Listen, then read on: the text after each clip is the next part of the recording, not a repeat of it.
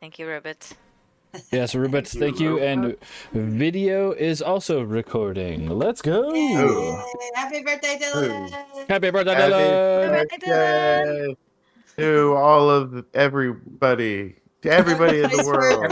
birthday. Everyone's birthday. Everybody's birthday. Everyone's birthday.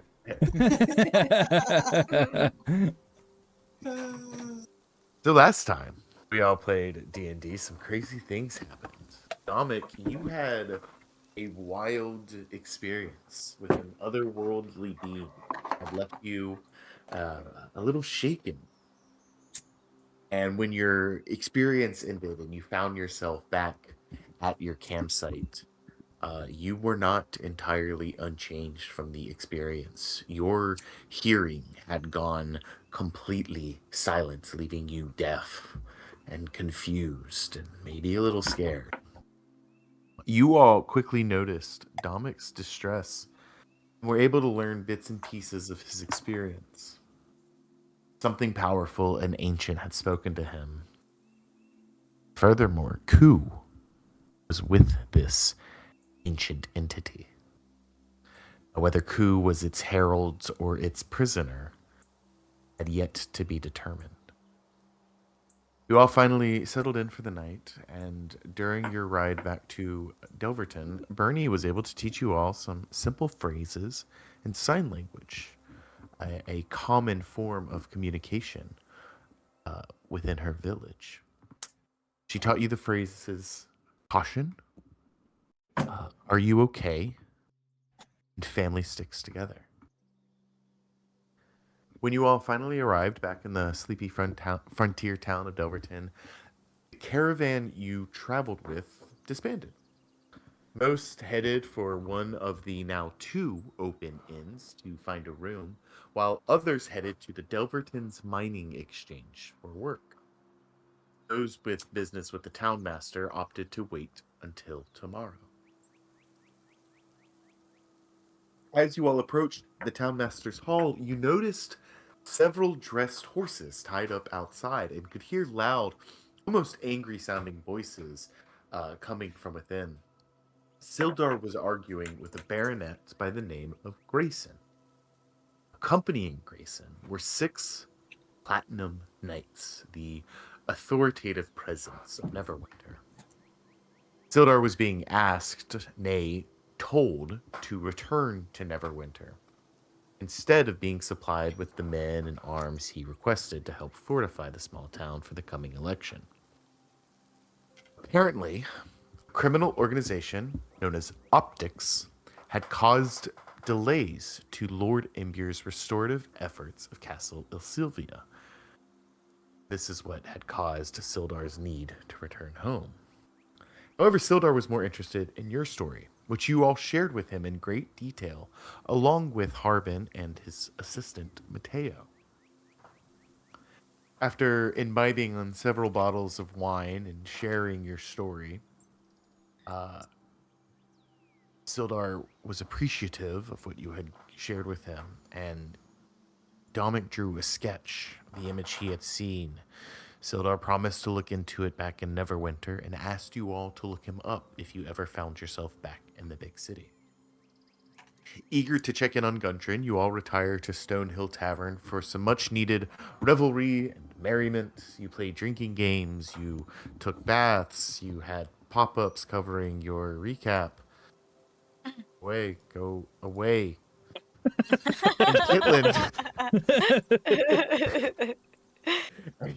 And Kitland was finally I don't redeemed remember that. when he beat Deladri at a game of darts. At one point, Bernie, Vindication. you snuck away to visit with Aradel in hopes that she could maybe help Dominic recover from his traumatic experience. She told you she needed some time to prepare, and when you went to go fetch Dominic, you walked in on him. He was unable to hear you, and you caught him in some type of almost devoted ritual with a strange-looking deck of cards. Near the end of the night, Gundren and Sildar hailed you over to their table, and they spoke to you about what Gundren had learned from the Miners' Exchange. brothers had left him a note. His eldest brother, Thardan, had been missing for a few days, and his younger brother, Dintro, intended to go after him. They left a trail to their excavation, a trail that Gundren could follow, but they left a curious warning. They spoke of the stones at the mine they had discovered. They are so loud here, brother, like shouting, drumming, or music. Gundren knew the way to Echo Cave, and you all intended to follow him to see this adventure to its end. But before retiring for the night, you all had one last stop to make. You wished to visit Aradel in hopes that she could help Dominic in some way. And it is outside her hut. You, all of you, now stand. Her small, humble home. Pretty late into the evening. It's not quite midnight because this isn't a big city. People don't stay up like quite that late, but it's approaching the middle of the night. We'll say maybe just after 11 or right before 11, somewhere in there. As you all stand outside, some of you may be a little tipsy, some of you feeling very refreshed from washing up. See a faint glow of lights coming from one of the windows, and you can actually smell some incense burning from within her home before you even enter it.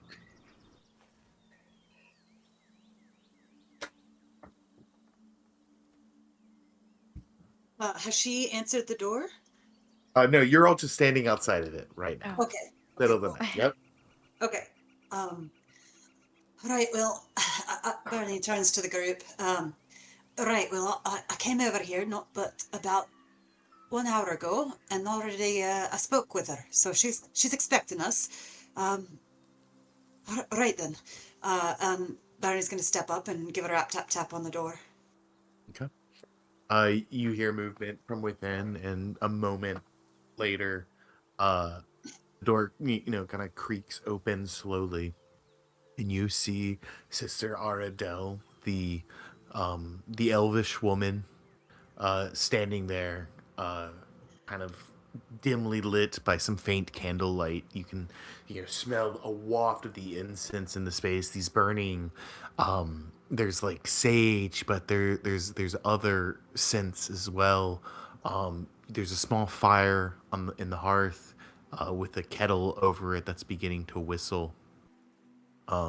She has she has like a mortar and pestle out that she's kind of ground some stuff up in, and a few other things, and she sees you all, and she smiles and kind of bows.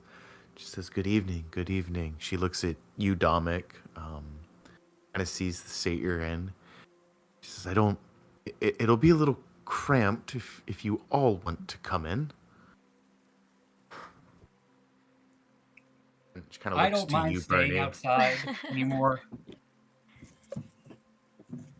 Oh, I can help communicate through message. You hear Sister Aradel's voice in your mind, Staris, as she says, thank you, but there's no need. I'm quite capable myself. And she kind of turns and just smiles, her lips not moving at all while you hear this, as she casts the message cantrip on you. Cyrus smiles and makes eye contact. Like, very good. Right, I don't mind being cramped. I'll come in.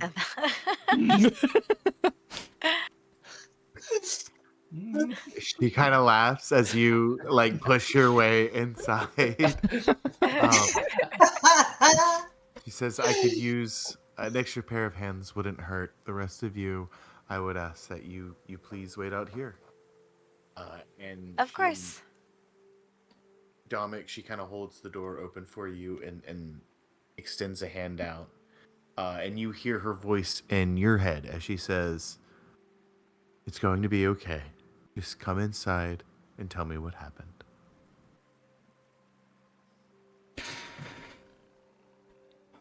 All right, let's do this. And I'll step inside the door. Okay. She takes you in and leads you in gently. She doesn't shut the door. She leaves it open. She's not trying to, um, hide anything from you all, and she understands your concern for your friend. It is literally just a matter of real estate. And Kitlin, as you kind of push inside, she immediately starts giving you a few tasks to do. Take the kettle off the hearth. She has a few mugs prepared. Pour it here, let it steep for a few minutes. Just a few things to kind of help prepare. And she has kind of a comfortable little area for you to sit down, Dominic. And you hear her voice again inside your head. Okay, start from the beginning. All right. Well, we were at camp outside with the other troops that came in, the workers. I had the pack from our friend Koo, which we're still looking for. And as we all bedded down for the night, I believe Bernie heard something coming from the book. At one point, the book made a loud ruckus and awoke all of us. And as it was making noise, I decided to read the book. What happened when you read the book? As soon as I read the book, you see kind of Dominic take a big, deep breath in and out, trying to steel his resolve.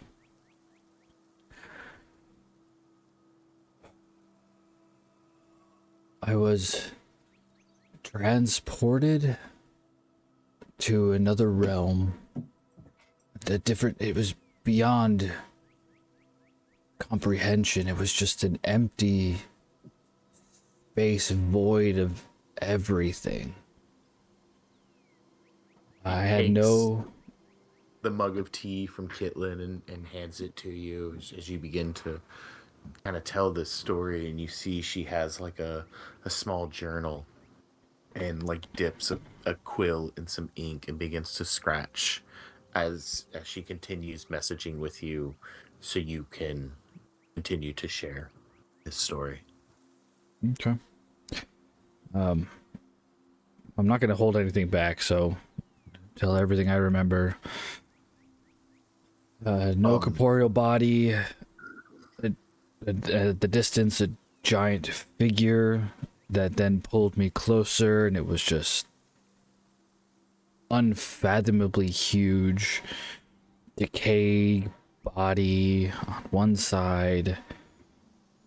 And then I saw Koo, from what I could tell, running and jumping into its eye. That was a pool of liquid. You begin to describe the scene, and specifically the figure, she stops you.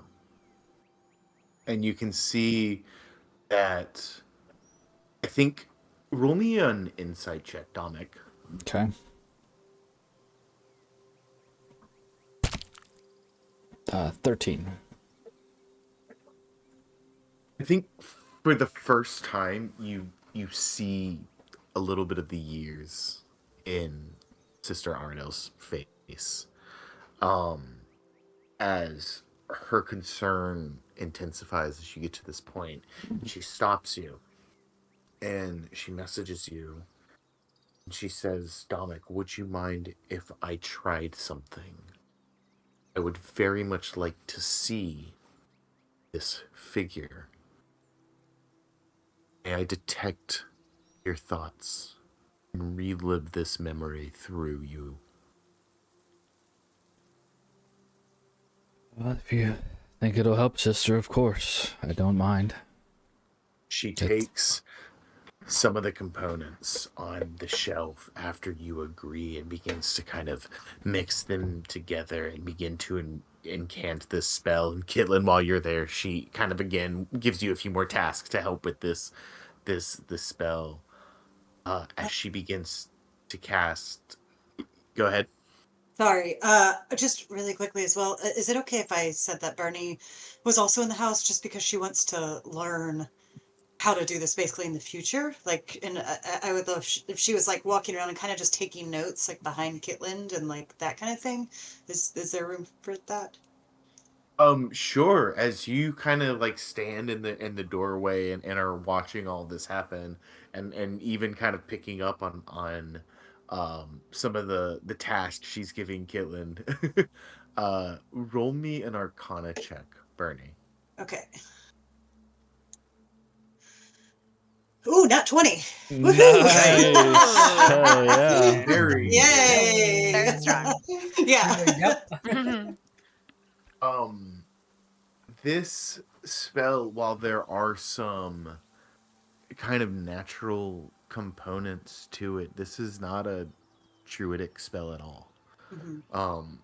This kind of magic is similar to like kind of what Ku and Staris do. This is very arcane, and there's actually a very arcane coded uh way in which you recognize that Aradel is tapping into the, like, she's using simplistic spell components because that's what she has access to. But Mhm. as you watch her work, you realize there's actually a very kind of technical approach to a lot of it in a way that kind of reminds you of Ku. Mhm. And with a natural 20, you kind of pick up on that if this person were to have a class, um, it wouldn't necessarily be like druid or cleric or something kind of more faith based like you initially thought. This is like a wizard, Cool. who has kind of had like this hermitage life, so to speak, or has this kind of like quiet, retired life. Mhm. Um, as she begins to cast this arcane spell, and I think with that nat 20, you realize just how impressive the weave is in its capabilities and how beyond your own abilities this type of magic is. Not to Mhm. say that you aren't a good magician, quote unquote. It's just it's such a very branching path of magic than I think you're accustomed to. I don't believe Detect Thoughts is a druid spell, if I'm not mistaken. I don't. I don't think I it don't is. think so. Yeah, I don't think so. Um, and she finishes casting the spell, and she casts it on you, Dominic. And you kind of sense her in your mind as you start to see, almost like you're watching a movie in your head, um, of these memories that you have, of this experience that you had. And you can see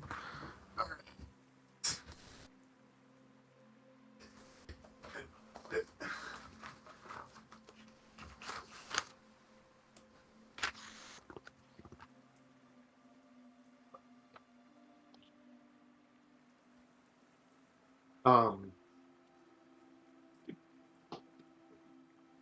as she sees into your mind, Dominic, and she sees these images of you floating through the space, of you seeing poo, you realize that she feels what you feel, and she thinks about what you think about. And in that moment of detect thoughts, you realize the surface kind of level awareness she has. And roll me an intelligence saving throw. All right. It's a natural 1 for a 7. Oh, God. Darius was singing outside and gave him bardic inspiration. That's You it's impossible not to think about who you are at any given time. It's impossible not to think about the fact that, where you grew up, these life experiences. These are not necessarily things you're actively thinking about, but they're memories that you always have. They're part of you. They're ingrained into you. Subconscious thoughts, yeah. And you realize in this moment, Sister Aradel is able to tap into some of those surface thoughts. The most important being that you are not of this world, or of this age, rather, and of your mysterious resurrection. And you realize in this moment that she now has that knowledge as well. And you hear her voice as she tries to soothe you through this. She says, I'm not here to invade your mind. I'm not here to invade your thoughts. She wants to understand what happened to you. And you hear the entity begin to speak and begin to say, oh good, a witness, my ascension should be observed. I will ask you, you can ask me 5 questions, and then your mind will shatter, these things replaying. And she wants to listen to the questions that you ask. Do you let her, as this memory continues to play out? Yes, I let her listen to it all, but I'm trying to steel my mind to all the external thoughts now, trying to keep it. Now that I'm aware of it, I'm going to try to keep it on task. You feel her probing a little deeper as this memory continues to play out, and you give her access, but you try to focus in on just the conversation, and it gets to that last question. Where he kind of calls you out on trying to be clever. You can ask me one or the other. How do you avoid annihilation, or how do you kill me? And you ask it. How do we avoid annihilation? No, you ask it. How do we kill you? Oh, did I? I don't remember that. Yes. Thank you. And the god answers, you don't. And in that moment, you're thrust out. And in that moment, your fear, at this unbeatable, at this unstoppable, at this unkillable thing, it spikes, and it's this intense emotional moment, and your mind starts to push Aradel out, but she wants to hang on. She wants to see it through until you're back at the camp, and you realize there was one last thought, one last vision you had before you came back to camp, and she will see that vision as well. Do you let her? No. Roll me another intelligence saving throw. Okay.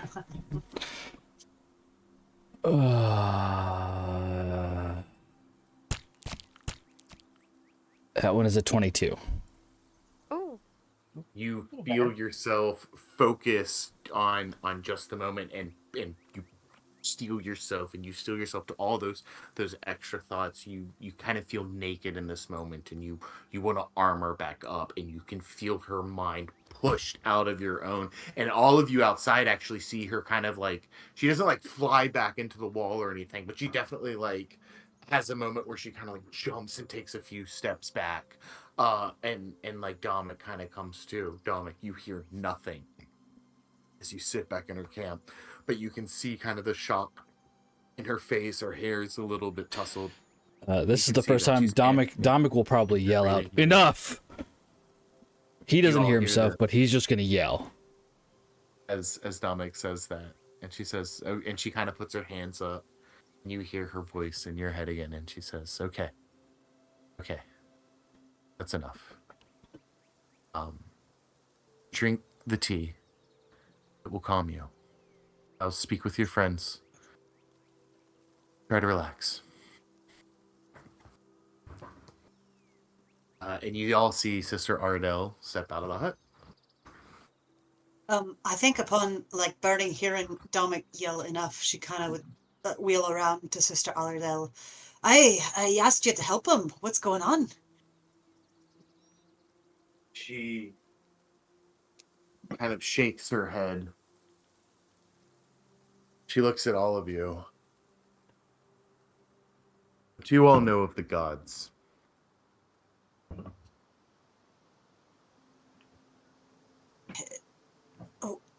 what do we know of them? I suppose we all have our individual beliefs. I don't really have a god necessarily, or just a strong natural being, but I know they're out there.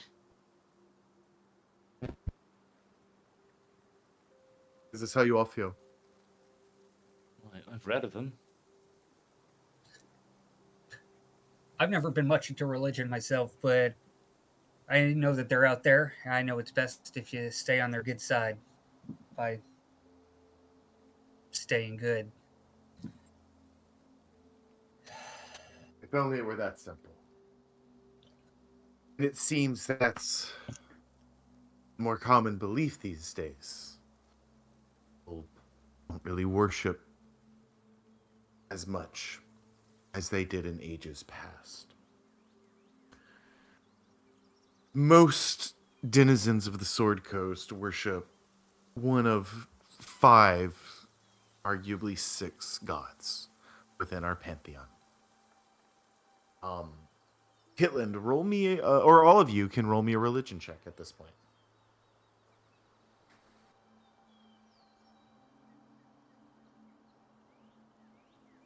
Ten for me. I got a 20. Kitland, 13. Hell yeah.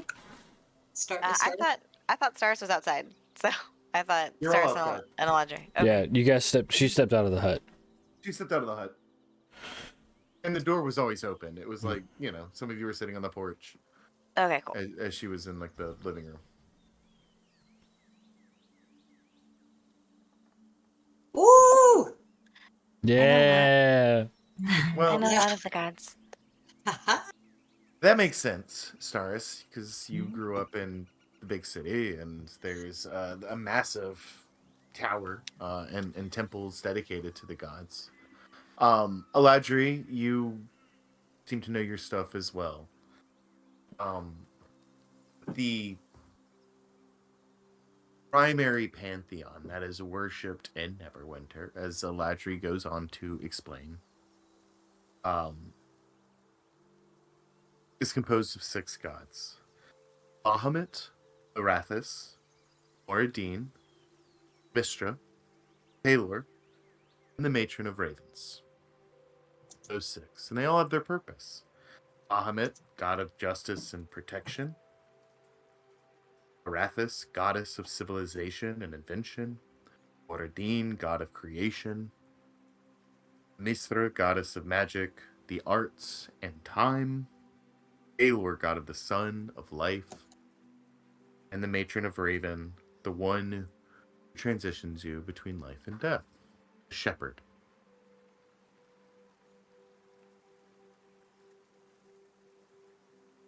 But we also know, with a natural 20 and a dirty 20, that these are not the only gods. There are foils to these, what are often seen as benevolent deities. There is I didn't include that on this sheet. Damn it. Well, so there's Osmodeus, who's known as the Lord of the Hells. There's gods of madness. There's gods of lies and deceit. There's also forgotten gods. There's Avandra, which is a god that Aridel has worshipped.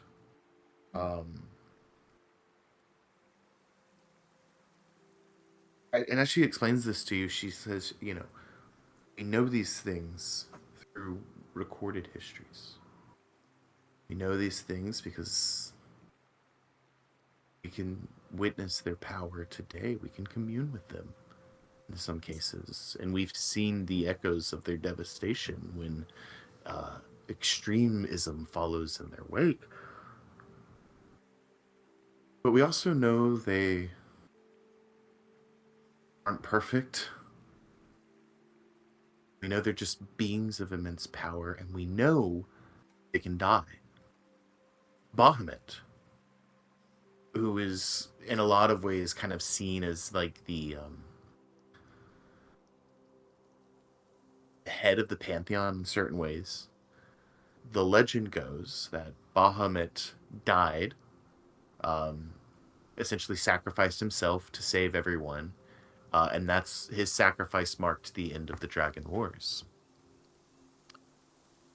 So there are stories of gods, being killed as well. What she saw in Namek's vision and what has been explained to her very much sounds like a dead god. More so, a god she is unfamiliar with, one of these forgotten gods. What happened to Namek was an incredibly traumatic experience on a cosmic scale, she explains, Bernie. I cannot kill them. I don't have the power for it. Had we a powerful cleric, maybe they would have the power to heal them. But even so, Namek's trauma is his. There's nothing physically wrong with him, so far as I can tell. In his mind. And Namek will heal through his trauma in his own way. That is the only way.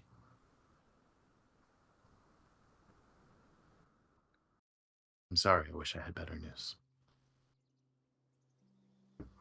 Thank you for trying. Right, do you know of any powerful clerics?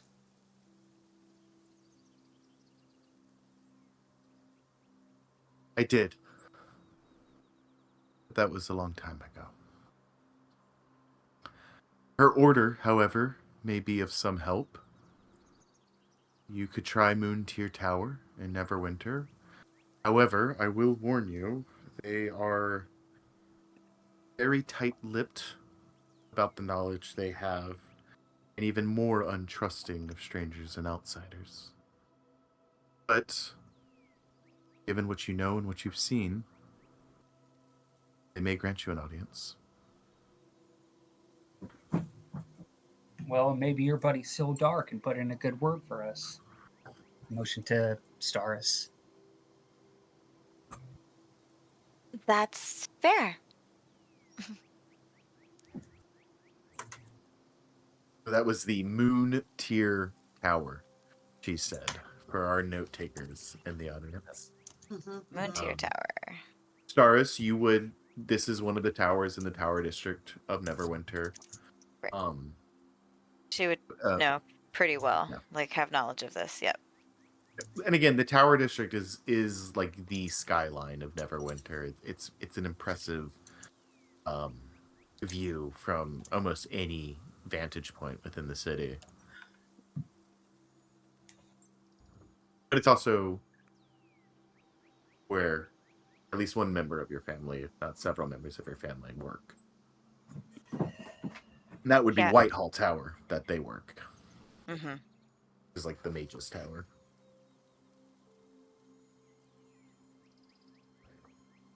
Right. Right. Well, appreciate you trying. Forgotten gods. It just seems like a strange concept. And Bernie kind of tilts her head and her face scrunches a bit in confusion as she's trying to put it all together. I don't. How is a god forgotten? I thought those that believed thought they were the pillars of our world, of our known existence. How can one just go missing?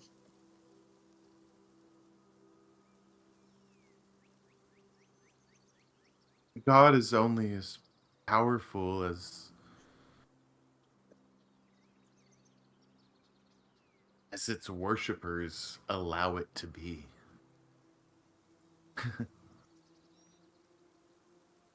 No worshippers, no divinity. So you're saying when you believe in something, whether it's a god or a power or let's say a really big tree that glows and gives you magic. You're saying if people were to stop believing in, hypothetically, a tree that gives you magic powers, it would start to die? Is that the reason? That's only part of it. Gods, in and of their nature, are immensely powerful beings, and most of them will fight to stay relevant. If it were a tree, it would probably still fight to stay alive in some way. But yes, ultimately, if no one's around to tend to the tree, no one's around to make sure it stays healthy and prune its branches, water it in dry seasons, then yeah, it would eventually be forgotten. We've got plenty of that. I mean, the tree probably has plenty of that, but say there's a rot or something infesting it. Can gods be, uh, can gods be tampered with or tainted in some way? Bahamut's god of justice, he was slain. And this thing Domik saw appeared dead until it spoke to him. Gods are not immortal. Hey. Right, and have you heard of any fringe groups worshipping any strange gods you haven't heard of? Multiple times throughout my life. I meant recently. No, Any new groups cropping up? no, I've left my adventuring life behind me, and have, except for the odd ghost friend, I've had a relatively simple life until I met you all. No, no, I haven't heard of any devious cultish uprisings or new worships. But that's the point of a secret cult, isn't it? To remain a secret. Right, I suppose so. You can't tell if she's teasing you or not at this point, Kevin. I want to switch to Elvish, and can I talk with you for a second? She answers in the native tongue. Staris, you speak Elvish too, I believe, right? As Yes. do you, Eladri? I do. Yes. Well, I do also. All right. The only one who possibly wouldn't is already deaf. Yeah. So we couldn't hear it anyway. Correct. I do not speak Elvish. It's like a sign of respect and not a keep it secret.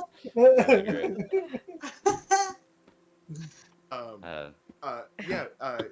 She kind of takes a step closer to you and kind of glances over her shoulder at the two elves behind you, but responds in her native tongue, trying to respect the privacy that you have created. Of course, what is it? Well, you see, you say you've given up adventuring, but we are very much in the thick of it. Adventuring, I mean.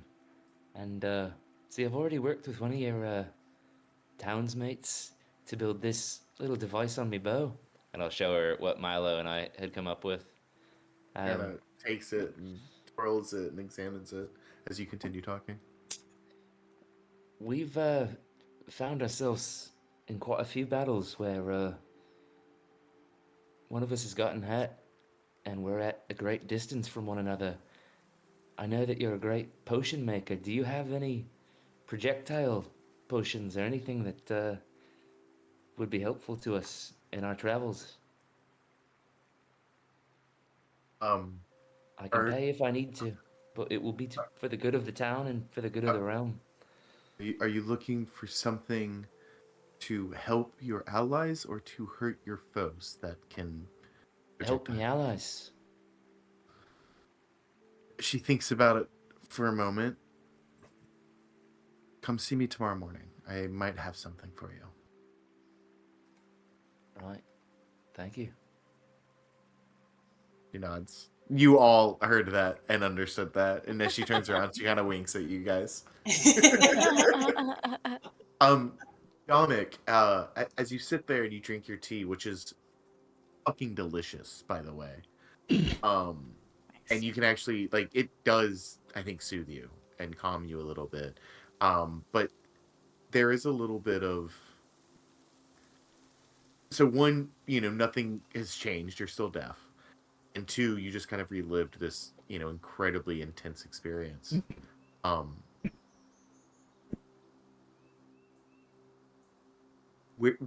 do you think Dominic's mind wanders more towards the deity he spoke with, or the image he saw at the end? At this point, probably the image he saw at the end that he was trying to keep.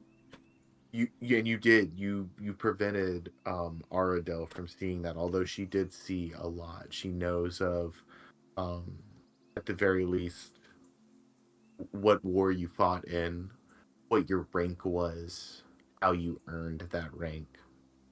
A lot was revealed to her, but that one specific thing wasn't. And as you focus on that,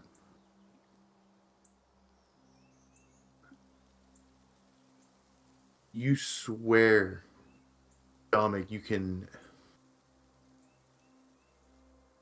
almost hear his voice.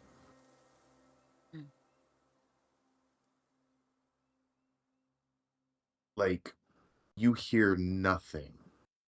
It is pure silence. And you think you hear just the faintest son. Just over your shoulder in the corner of the room. And as you turn to look, there's obviously nothing there. But you could have swore you heard someone whispering to you.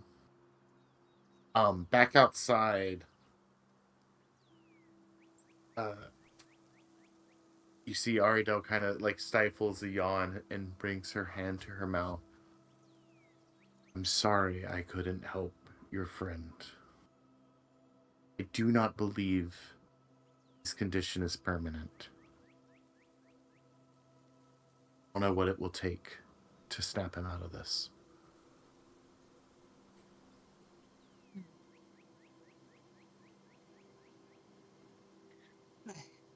You did what you could. That's all we can ask. Well, our friend Kitland here, he keeps the town quite busy, it seems.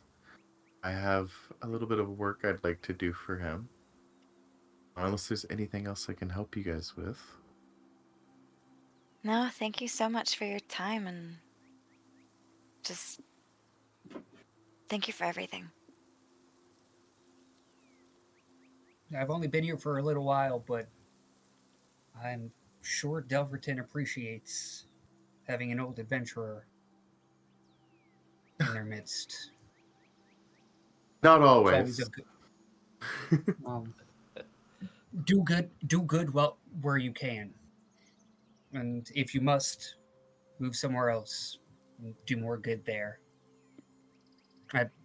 Eladri holds a hand out to Sister Aradel. That's what brought us here.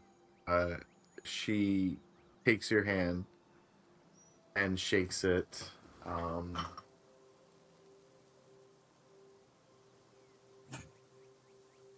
Well,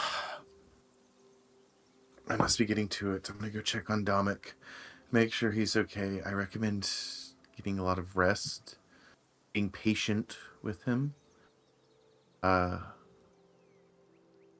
He is strong of will and mind. I have a feeling he'll be okay. Just give him time. And she kind of goes inside, and you see Dominic. Right before she yeah. goes inside, yeah. Right, thanks for anything that you can get done tonight. And I'm gonna pull out an arrow, and I want to break off just the tip of the arrow, and hand it to her, and just say, "If you come up with any creative ideas, just you can have this." And You give her like an arrowhead that's like still kind of tied just to throw a it little with the piece of. arrowhead. Yeah. She kind of holds it in between like her thumb and finger, and just kind of spins it. Goes, nice arrowhead. Kind of like twirls it and puts it in like a pocket and like a like on her outfit and goes inside. Yeah. I was saying the arrow minus the arrowhead, though. Oh, okay. You gave her Okay. the The sharp arrow. part. Yeah. Got it. Nice. Ah. Okay. Yeah. So she takes it and she goes, "Oh, no, thank you. I think I have an idea." And you see, she kind of like smiles to herself and like almost like kind of like a mischievous way, like you've kind of tapped into something here that she's really into. Like you've given her a fun project. Like normally like the townsfolk come to her because they're like, oh, like like it hurts when I pee, or like I've got this weird thing on my back. Can you look at it? And so like, and you're like, no, actually, I want like a goofy arrow thing, and you're like, okay, I can work with this. She goes inside. She checks on you, Dominic. Takes the mug from you. She messages you one more time, and she says, "Sorry if I pushed too hard. You are in good hands. Your friends care about you, and I feel like you're the kind of person, Dominic, who thinks they need to be the one to protect everyone all the time. They can take care of you too. So let them." She kind of puts a hand on your shoulder. You're going to be okay. And she gently takes the mug from you. Thank you for your help, Sister Ardell. Yes, you did see a lot of my upbringing, and so you can kind of understand why I feel that way.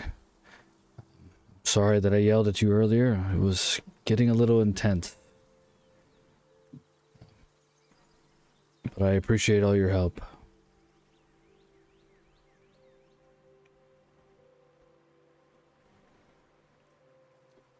Well, bid you farewell for the night. And Dom will stand up and start heading towards the door. She gives you a hug before you leave. I will I'll be taken aback at first, but then I'll just kind of ease into it and kind of actually take in the hug for what it is. It feels like very maternal, like the way like a mom would like hug their child after a tough day of school, kind of a thing. And I don't know how much tenderness Dominic received in his life, but in this moment there's just a very kind of soft tenderness to it. There's no grudge held for snapping or anything like that. She understands the intensity. She understands kind of the pain and the confusion you're feeling with, and in this moment you just feel warmth. And eventually she lets go. You rejoin your friends as she shuts the door and begins to tinker away on Kitlin's benefiting arrow of wonder. As Dominic comes out of the house, Bernie's gonna give him a big smile and sign at him, "Are you all right?" Really quickly as he exits the home. Dominic is gonna see your smile, nod, and just kind of put his hand on your shoulder. I think he's just gonna kind of continue walking back to the inn slowly.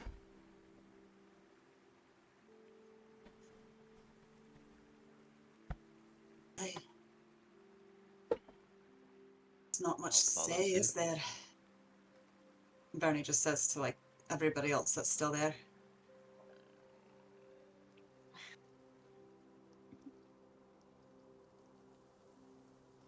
Very And cool. so As you guys, oh, as you all make your way back to the Stonehill Inn, most of the patrons have cleared out for the night. There's maybe 4 or 5 that are uh, you know burning the midnight oil, as it were.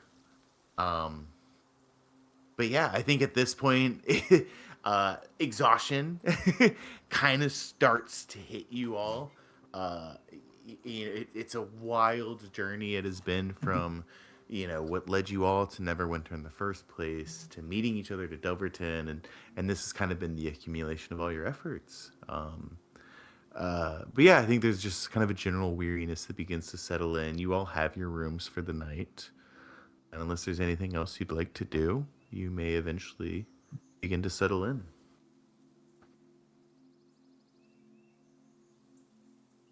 no, I think Stars would just check in with Dom, like, how are you feeling now? You'll find Dominic probably just in his room, sitting by a window in a chair, looking out at the night sky. He'll turn and say, "Well, it was terrible living it once, and just as terrible living it again." Well, some rest will do you good. Yeah, you get some rest too. We've all been running on what feels like empty for a very long time. Do you want some help? I can cast sleep. Take the drugs. I think I appreciate it, but I think Aradil's tea had some chamomile in it, so I'm a little sleepy already. But I appreciate it. You get some rest. I'll see you in the morning.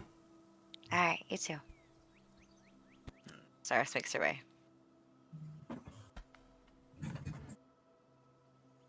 X. Bernie, Eladri does walk up to you as everyone's kind of making their way upstairs. Oh, what time is everyone heading out tomorrow? I'd hate to be the last one up.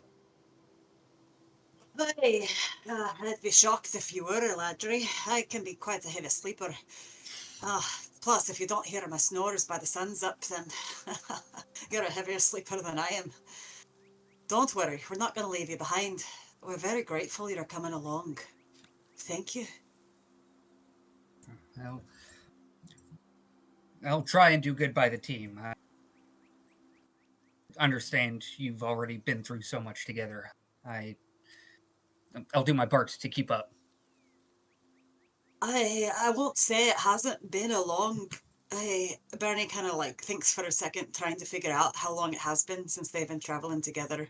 And just assumes it's been a week or so. I feel like it's been, because it was a few days to get to Delverton. It's been many You guys days, spent right? a few days in Delverton. So, I'd say 2 or 3 weeks is probably where we're at. I think it's almost about a it's month. been probably cool. almost a month at this point. Okay. The days all kind of mixed together with so much happening, but it's felt like a long time. And I'm glad you'll be getting to know these folks. Although it hasn't been that long, we're already feeling like a little unit. Well, seeing from the outside, it looks like you've all got a great thing going. Yeah. Thanks. I think you'll fit right in. And Bernie's just going to give him a little clasp on the lower back because he's much taller. Not the butt, but the lower back. Above the butt. Right above the butt. Just give the love handle a little squeeze. Almost Yeah. hit butt, and then you're like, Did you oh, want the love very handle? smart. Terrifying. Oh my god. And let me know when you're ready for that rematch, Eladri. Dragon chess is my new fascination. Oh. Yes, ma'am.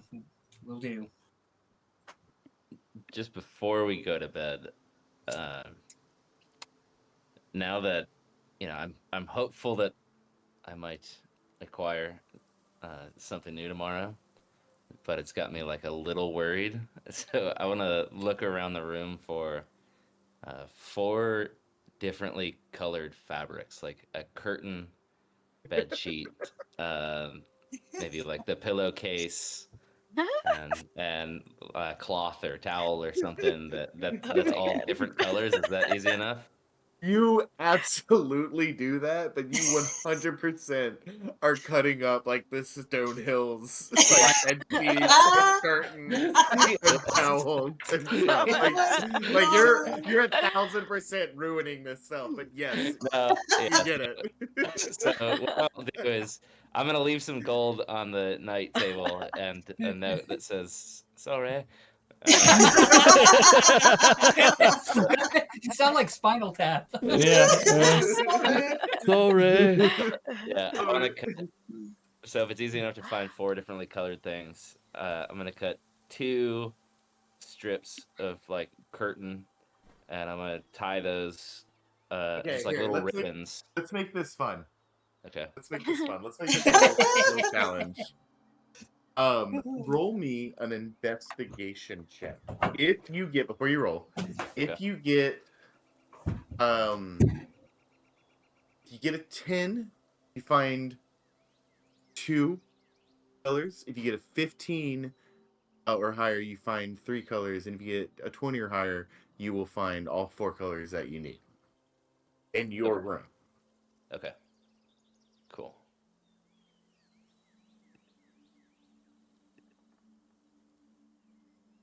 22. 22. Nice. All right, Oh, you yeah. do not have to scamper through the hallways to That's other rooms amazing. to get the other colors. And Okay, perhaps get caught by Mrs. Stonehill in the process. Yes. So you're able to find everything in your own room. Cool.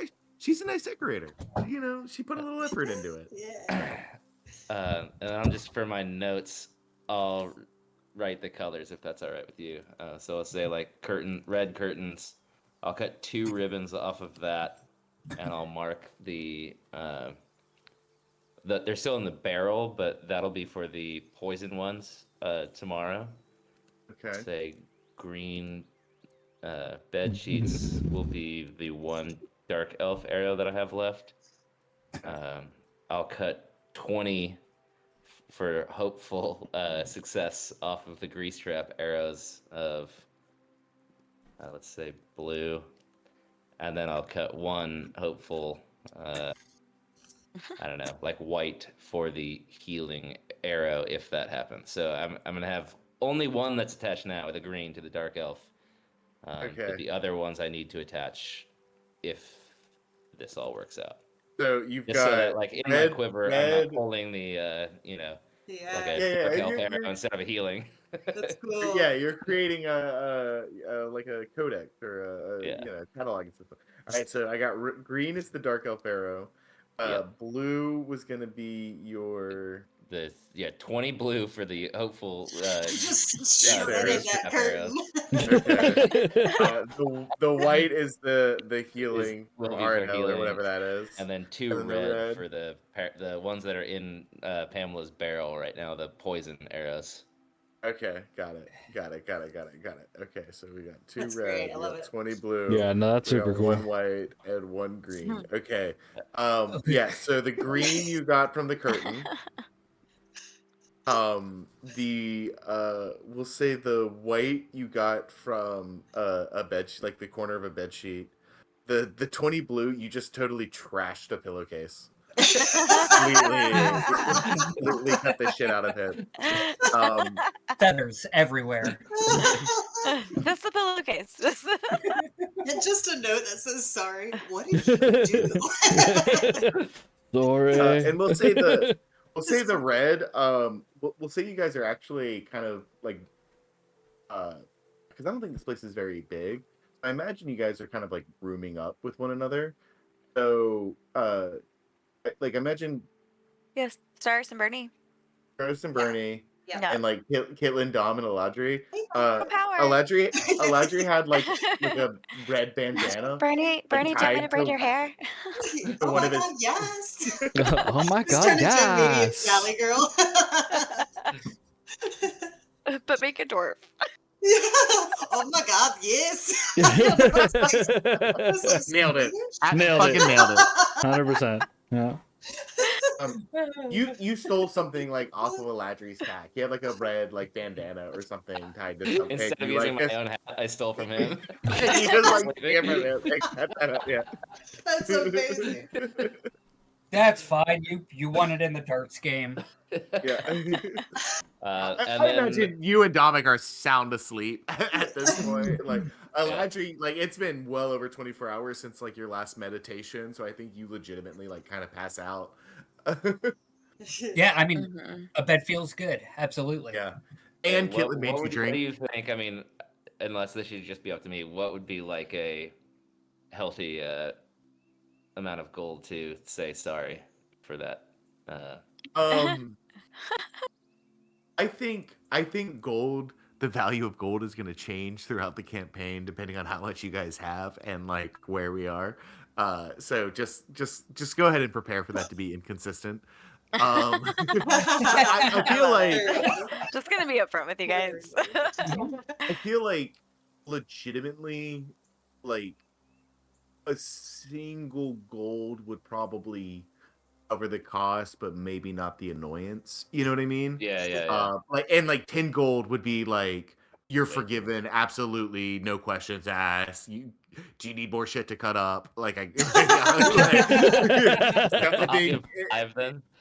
yeah. So that's I think like you in terms of a scale, like 1 would like cover it, but maybe there might be like hurt feelings, and 10 would be like you have paid for it. You know, I'll give gold. 5. In any case.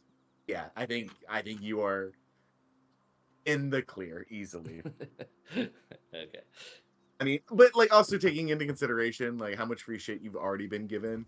Yeah. You know, And it's one of those still things that take like, I it know easy. we're loved, but like I don't want to like take advantage of it. So I think 5 gold is like a good spread. Cool. Right, yeah. So I think you're definitely able to get these different swaths of cloth to mark all of your various arrows. I think the rest of you, one by one, fall asleep. Bernie and Staris, you guys braid each other's hair. Aladri, you drank way more wine than you're used to tonight. Yep. You know, Dominic, Oops. everything's nice and quiet for you, so I think that it actually weirdly makes it a little bit easier to fall asleep. And one by one, you all pass out. You may take and complete a long rest. Except for you, Bernie. Oh no. Oh no.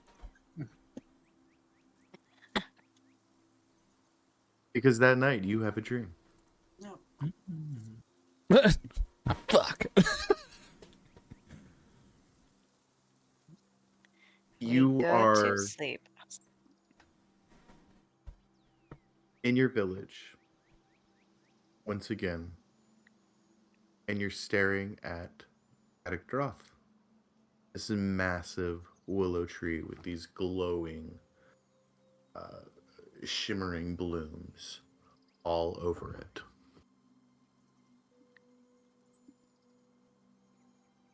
How would Bernie show worship to the tree? I think that a big part of the culture that Bernie comes from is crafting and weaving and kind of giving back to everything. So I think that she would have taken some of the mushrooms and flowers and twigs and leaves that and vines that she foraged on a previous day. And there's kind of like a wreath that's placed around the base of the tree that's constantly being worked on by the village. And so people go up and start to kind of weave together and add in different foliage and greenery and flowers and just whatever they can find that they find beautiful to themselves. So I think that's what Bernie does. She walks up with some vines and flowers and starts to kind of weave in and think about things that she loves and the people she loves and all things good that the tree brings to the village. You walk towards the tree with your offerings, these beautiful flowers and vines and green, elegant pieces and little bits of moss and mushrooms, to go join the group around the base of the tree that are weaving this wreath together. And you kneel down and you smile to your neighbor, and they smile back to you. And you go to weave your offerings into the wreath. And as you look down, your hand is covered with centipedes and beetles and dead flowers and all of the most hideous things that nature has to offer, and it's no longer the beautiful offering you thought you had. And you drop it and you see the wreath around the tree is filled with all of these dead, grotesque natural objects, bones and bugs and moss and earth and slime. And you turn to your neighbor who was just smiling at you, and you see this decomposing zombie just drooling at you. And as you look up, the entire tree is withered and dead, and you wake up in a cold sweat, Bernie. I think instinctually, like Bernie casts Starry Wisp to put light like into the air, and just like sits up and blinks, looking around. The starry wisp kind of like ping off the walls a little bit and spread light throughout the room. How heavy of a sleeper are you, Staris? Good question.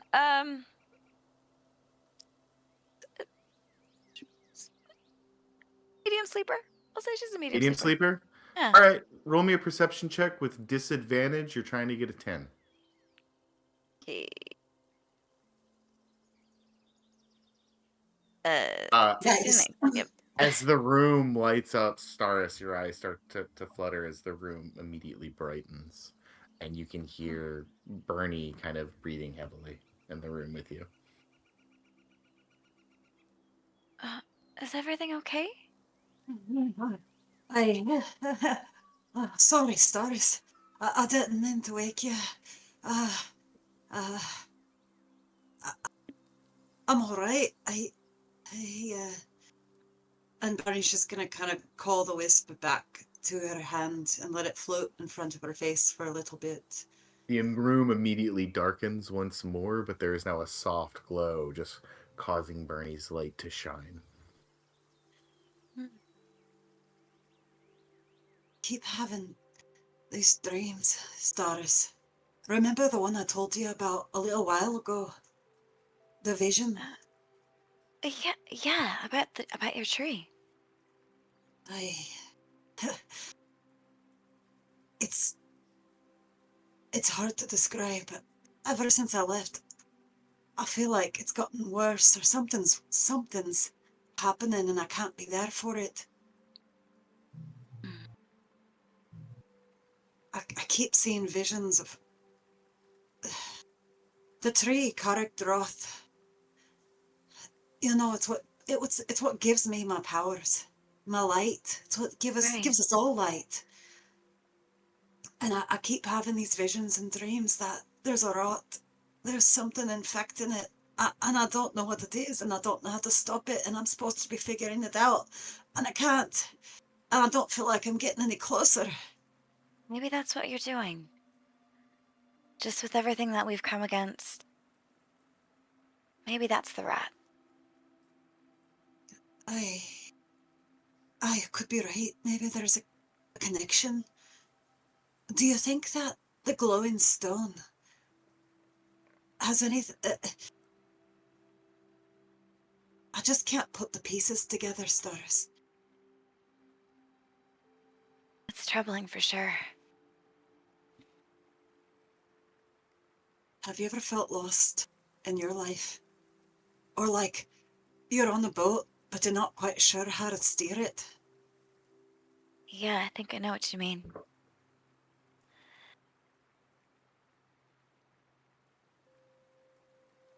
I think it's a little bit of that got me here. Aye. Are you looking for answers?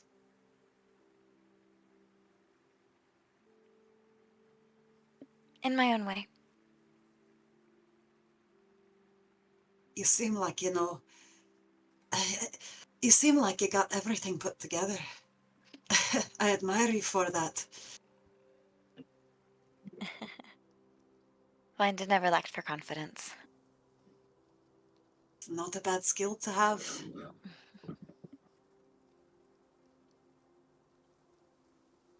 Well, I'm sorry to wake you.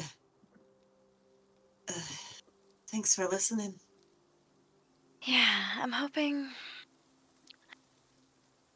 as we put more goodness into this world, and as we find ways to strike down evil, your dreams will stop.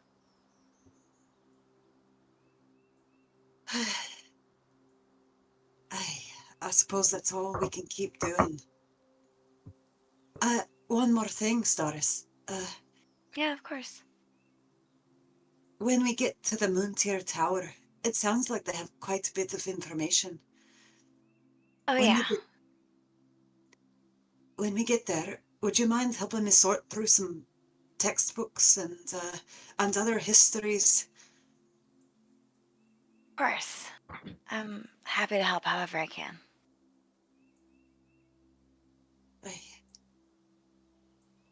And I'm here too, if you need anything.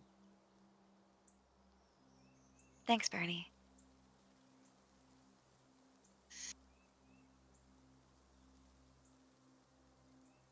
Right.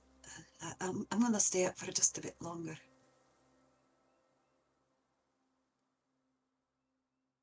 Hey, I'll tell you what I told Dominic. I can cast sleep on you.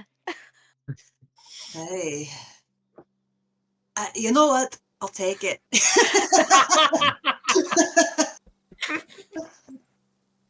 Amazing.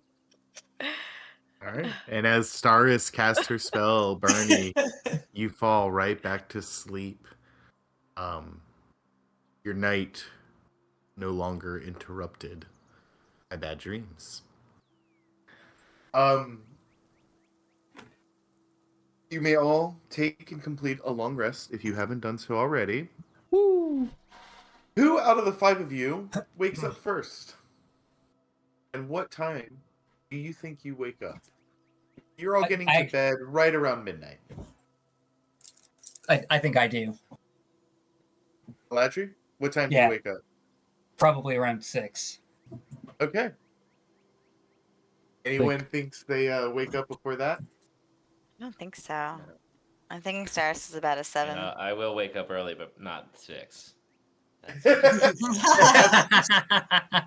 That's how it sounds in real life. That's what time I wake up every day. I think, honestly, Dominic might be waking up around that time as well. Good. Dominic, you've probably gotten the best sleep you've ever gotten in your entire life. Yeah, everything was super quiet. Here. Right? Yeah, I think Dominic probably would have been waking up around that time around that time too, 6 o'clock. Just getting up with the sun. Yep. As we do. Plus, you I guys think a lot of thinks it might be good to get a lay of the land. Cool. Yeah, you start to get up. Dominic, you kind of wake up around the same time. You both kind of getting ready together in silence. In a way, you're still strangers, and on top of that, there's now this this barrier, right, preventing communication. Dominic, roll me a perception check with disadvantage.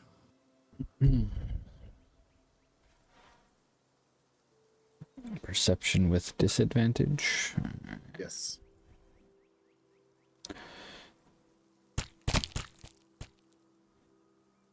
Eight. You guys get ready, and as you begin to leave, Eladri, where are you headed? All right. Remind me again. Are we on the east side of town? You're in Doverton right now, so you're Yes. this building right here with the blue roof. Can you guys see my ping? Okay. That is where Big you guys inn. are. That is the Stonehill, and this is Aradel Shrine, and that's her small little cottage off to the side there. You've got that's where you guys were last night, speaking to Sildar, telling him the story for most of the night. Here's the new inn. The Sleeping Giant Inn is over here. Here's Yep. Elmira's Provisions. Here's the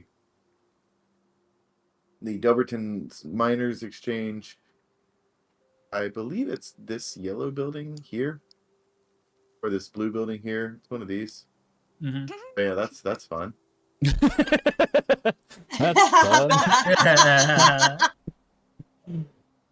Yeah. So yeah, and then there's also just various farms. There was an apple orchard you noticed on the way in. There's several Yep. farms to the south. Um, there's some ruins up on. Well, I guess the ruins would have been knocked down, but there would have been a path leading up to like a big hill. Yep. Um, And is there? Yeah. What does this look like anymore? Were there plans to revive the big old inn So you anymore, would have or probably in traveling with the caravan, you would have heard them talking a little bit about the work that yep, they had, heard about or been contracted for or what have you. So yeah, it was big restoration project, some big manor that they wanted to rebuild. Um, uh, up on the hill overlook the town. He would maybe gotten some. I don't know if he would have necessarily gotten like this that type of specific details, right? yep, But I think um, there's you can probably roll me a perception check. Roll me a perception check. 'Cause it's still pretty early. 12. Yeah, I think to you it just kind of looks like a big hill overlooking the town. I think it looks like Yep. prime real estate. I think that's pretty obvious. So Right. you might be able to kind of like intuit it, but no evidence. And Dominic, what are you doing? Oh, he just had to BRB because I Yes. think he's putting the kids to Oh, bed. Yep. cool. Oh, okay. And are still Yeah. yours electric? Yeah. No. Yeah. I'd kind of walk out to town center and just kind of like take a gander down each main road. I'd probably go down here and see where where I can't see through the rest of the house, Gotcha. knowing that we came in through the north. I just kind of want Most to of see what these Delverton is proper. Most of these are residential or farmland. You Hmm. see, there's a big, what looks like kind of retail space here that is closed up. And you Yep. see the sign says the Lion Shield Coster, but it no longer appears open for business. You've got there's like a stable here. This is I think where like there were a lot of like livestock, chickens and goats. There were like these two kind of like maybe older teenage, early 20, kind of young, like, boys helping out.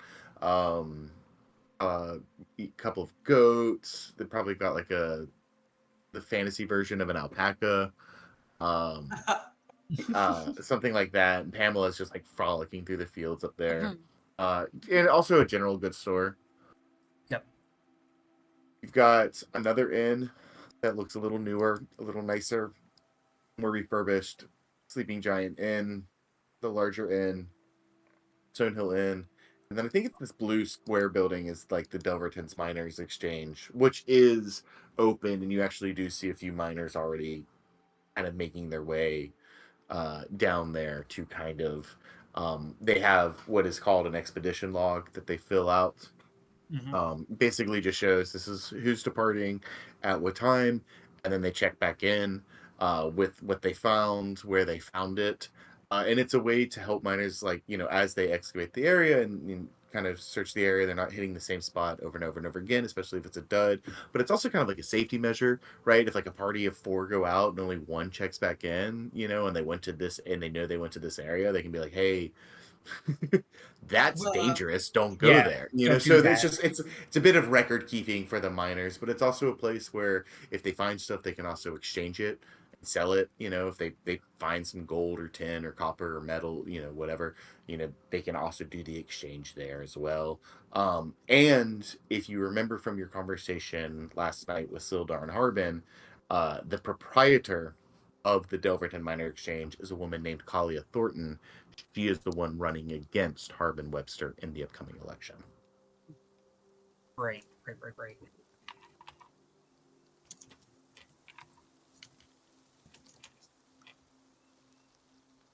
Um, Boom. and what about the rest of you? What time do you all think you wake up? Probably 7-ish is what I'm thinking. Not too much later. Yeah. Okay, I mean, I gotta get up early. I got some chores to do. got some choring to do. I respect that. I think Barney's the last to wake up. I think that she has to be kind of like roused a little bit, you know? She's I still think dreaming on the Barney bed. sleeps in a little bit. I think she stayed That's up a little fair. I late did cast sleep on after. you. Yeah, she took it out of melatonin. He's literally gonna be out. Like I think at a certain point, like you all meet up with Gundren and are having breakfast at the Stonehill Inn, Like, oh, and you're all like, Bernie. "Shit, Bernie's still asleep," and Sars is like, "Oh fuck," and like just to, like run that, like because you will be asleep for like the next 8 hours if somebody doesn't like, actively wake you up. Sorry, I'll just let her sleep a little extra and then just forgot. Yeah. So real quick, just like simple Sorry, I was back now. housekeeping things. Welcome back, Dominic. Kitland, you can retrieve all of your arrows. They're all soaked in grease, ready to go. I believe it was 20 of them. It was. Okay. Did they? Okay. It was 20. Did they all survive the grease trap? Let's do this. I've got to go to the bathroom over here. I do too. Roll me. You can go ahead and go to the bathroom. In fact, yeah, we're about to take a break. I just need Kitland for like 5 minutes. Kitland, roll me 2d20 with advantage.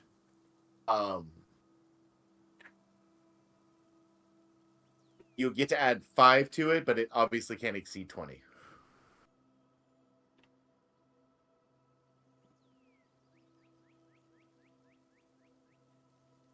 And inspiration. Oh no, wait. No, kill No, inspiration. okay, cool. So 12 plus the 5 guaranteed. So you get 17. 3 of them like were kind of like stacked in a weird way that they didn't soak at all. So you end up with 17 soaked greased arrows. And then can I go ahead and just add the ribbons to those? Yes, Blue yeah, ribbons? 1000%. Okay. Yeah. So all of your arrows are marked. You can also go ahead and visit Aridel this morning. And she's a little groggy. I think you actually wake her up because she did stay up a little Yeah. ways doing this. But so what she has done is you see she has she's kind of fixated she's kind of like carved, like wood carved an arrowhead for the shaft you gave her, and it's got these little like air holes in it. So when you fire it, it'll kind of make like a whistling sound, like one of those Nerf vortexes. And those whistling sounds will cast Healing Word. So you can basically like shoot it past somebody, and it'll be a cast of Healing Word. And I'll say you can recover the arrow, but you can use its magic only once per long rest. Dude, that's still rad as hell. Oh, That's my awesome. God. Yeah, dude. And you can see, Oh. and like she shows it to you, like where she's carved like this elvish script kind of like into it, and it's like enchanted with like elvish magic.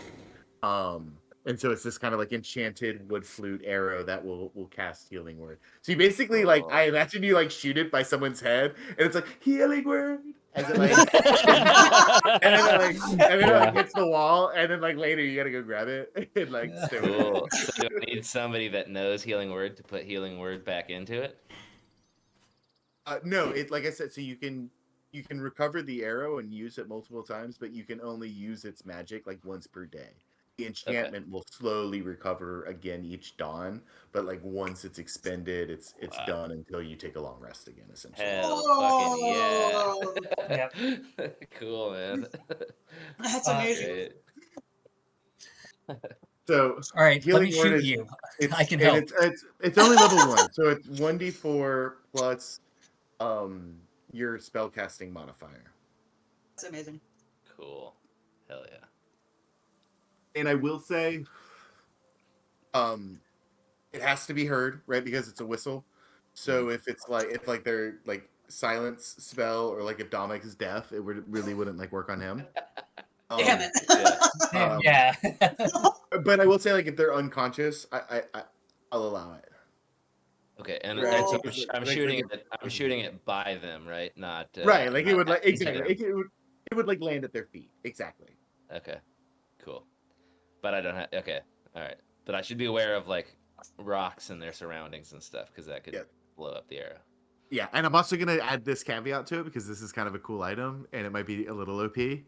Yeah. If you roll a natural 1, ooh, I don't know if I want to make you have to fire with it. You don't have to like do an attack. Like you won't have to like do an attack roll unless it's like a really tricky shot. And then I might make you kind of roll for it. You know what I mean? Because like you can kind of fire near someone and like not have to roll for it. You're a good enough shot, but you will have to make an attack roll. And on a nat 1, I think it breaks. Awesome. Cool. Healing Ranger. That's so cool. Yep. That's awesome. Yeah, That'd it be does great. have a 1 in 20 chance of like blowing up and never being used again. Cool. All right. And yeah, and I will say eventually, unless there's anything else anyone, and Aladri, if you totally want to just kind of walk around the town and be up a little early, Dominic, do you join him? Or do you kind of just, because you guys woke up around the same time, or do you just kind of hang out in the inn and wait for everyone else to wake up, or do you do your own thing? I think Dominic probably would have saw Eladri leave, but he doesn't really have a repertoire with him yet, or rapport with him yet. Mm-hmm. So I think he probably would have just cleaned his gear, started doing the mundane tasks that he's been neglecting while on the road. So cleaning his gear, sharpening his sword, like doing all the maintenance stuff for his gear, until everybody else got up and went to breakfast. I think Yeah, that's and I probably think what. at that time, as you start doing that, that's what gets Kitlined up, and Kitlin probably goes and leaves to run his errands. I believe Pamela was just left at Elmira's provisions just to kind of She's at simplify the barn things. with with the Yeah, barn with the other ones. yeah, with Yeah, she's at Ander and Barton's. yeah, Barton provisions. Mhm. Elmira Barton. And Anders and fuck, what was the other kid's name? I don't remember. Dumb shit. little snot I wrote it down somewhere. Trevor. I think you're right. I think you're right. Retcon. Classic. Definitely Trevor. I've got him in here somewhere. Yeah, he's in. I got him in Q's notes for sure.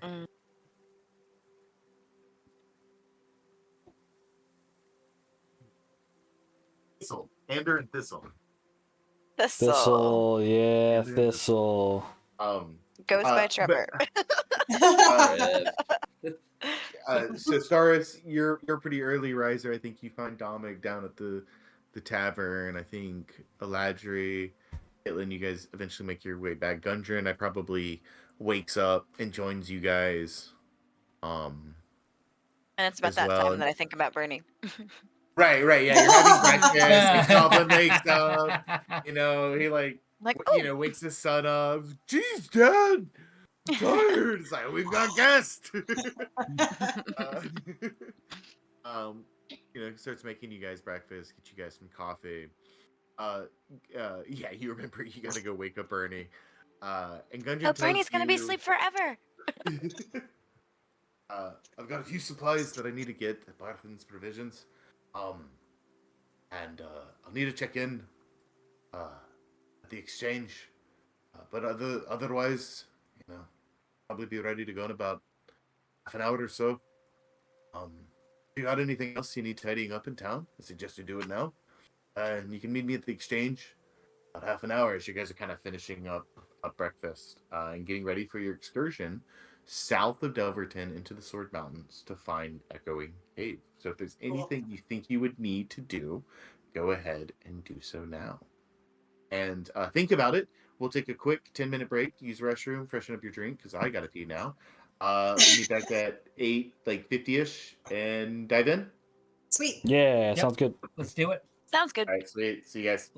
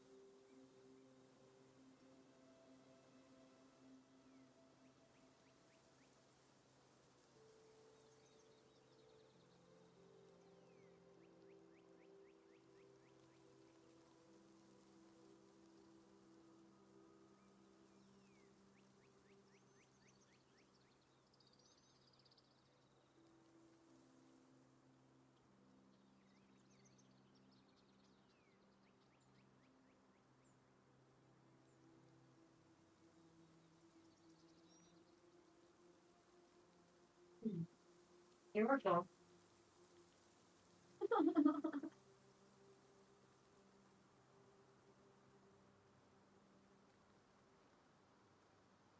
What's the matter?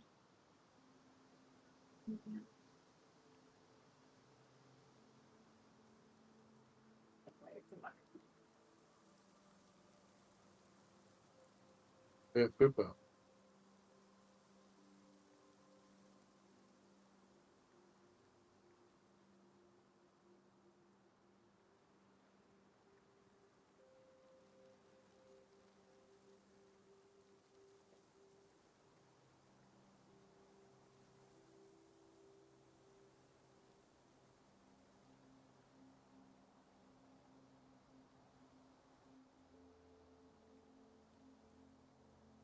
Zero to 3. Pittsburgh. Really? Yeah. 5 minutes left in the first quarter. It's still early.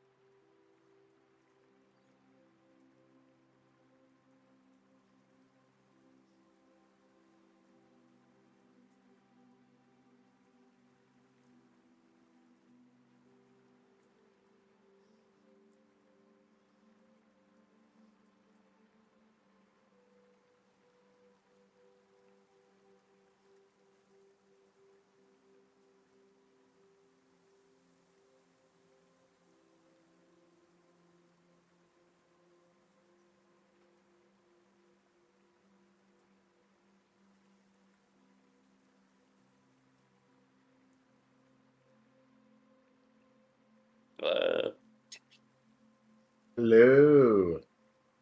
Hello. Hello.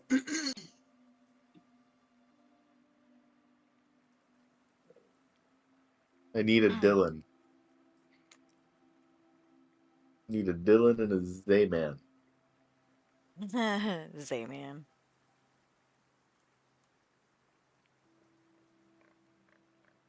Dylan and Zayman? Thailand. Thailand.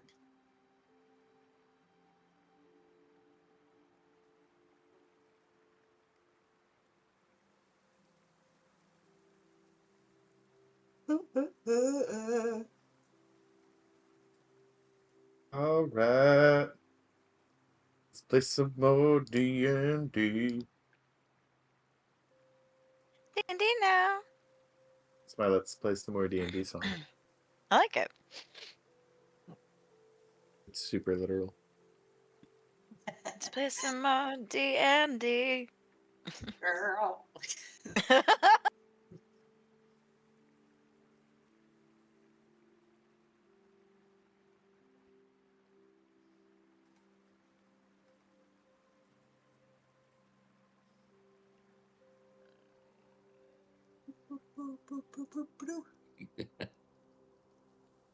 Oh, sorry about that.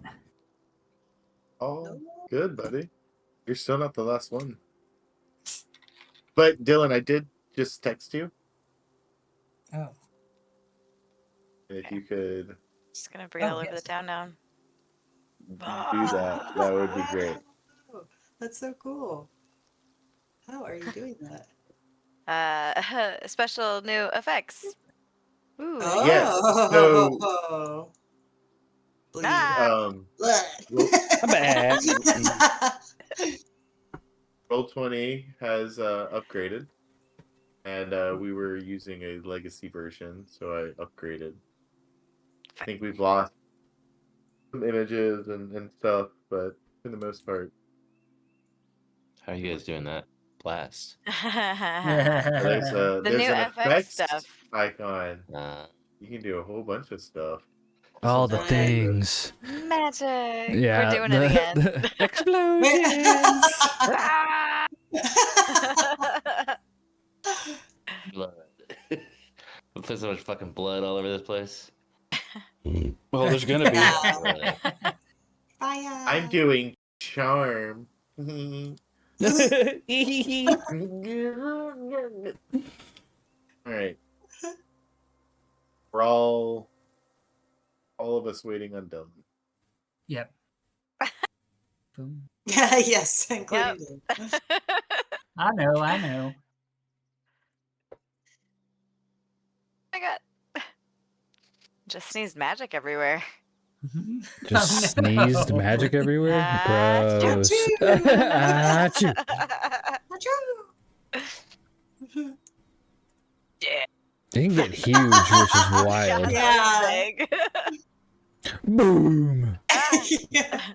But how small can it get? That Wait, means if I zoom Yeah. You zoom in real far. Yeah.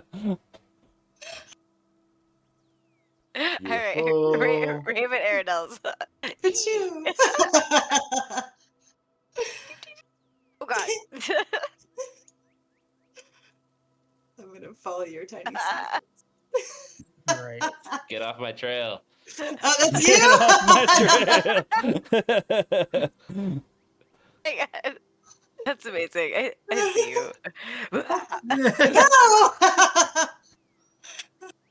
Oh my gosh, that one was huge. Y'all are silly. This is wonderful. Entertained way too easily. Oh, that's great. Great. I want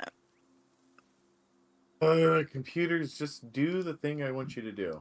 No, Sean. Never. I'm sorry, I haven't really been that great since 2004. Maybe you remember that time. Hey, what are when you the gonna do computers were about it? excellent. I mean, what are you asking for? You asking for me to do the internet? That's just not gonna happen.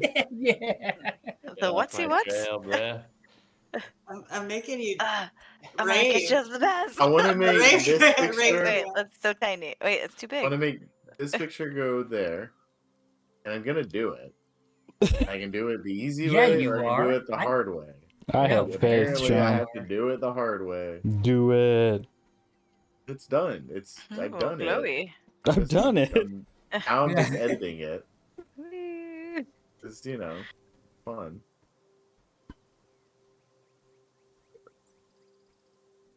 Excuse me. I'm almost done. More of a glow. Here we go. Oh no, let me get smaller. Oh, that's as small as it goes. Okay, well. How low can you go? How low can you go?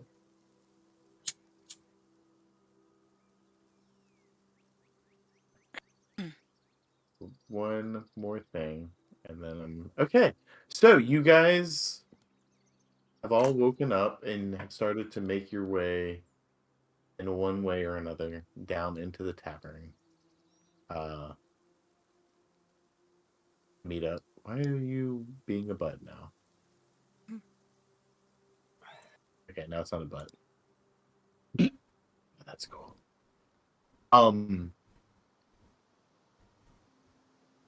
You met with Gundren, and he's told you that he needs a little bit of time to get a few supplies, get a few things that he needs from Arthan's provisions, and then check in with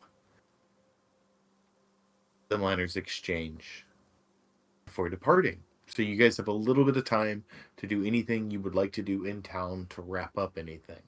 Is there anything you guys would like to do?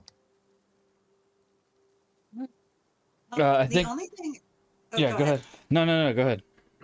The only thing I would love to do is see if I can find any more spell components anywhere throughout the town. Like, are there any, I don't know, shops or anything like that I could get more? Can we fashion together any potions of healing? That too. I don't think so. I don't think you have shown any inclination towards potion making here. True. I don't think you'll I have no find idea, I haven't something seen like that. But Bernie, you could, like, if you want to, kind of like go off into the woods a little bit and like look for things to be valuable. Like maybe there's a certain type of mushroom, or like a certain type of like, plant or flower that has like an aloe to it or something. And maybe find like up to like 10 gold pieces worth of spell components. That might be something you could do. Yes, I would love to do that.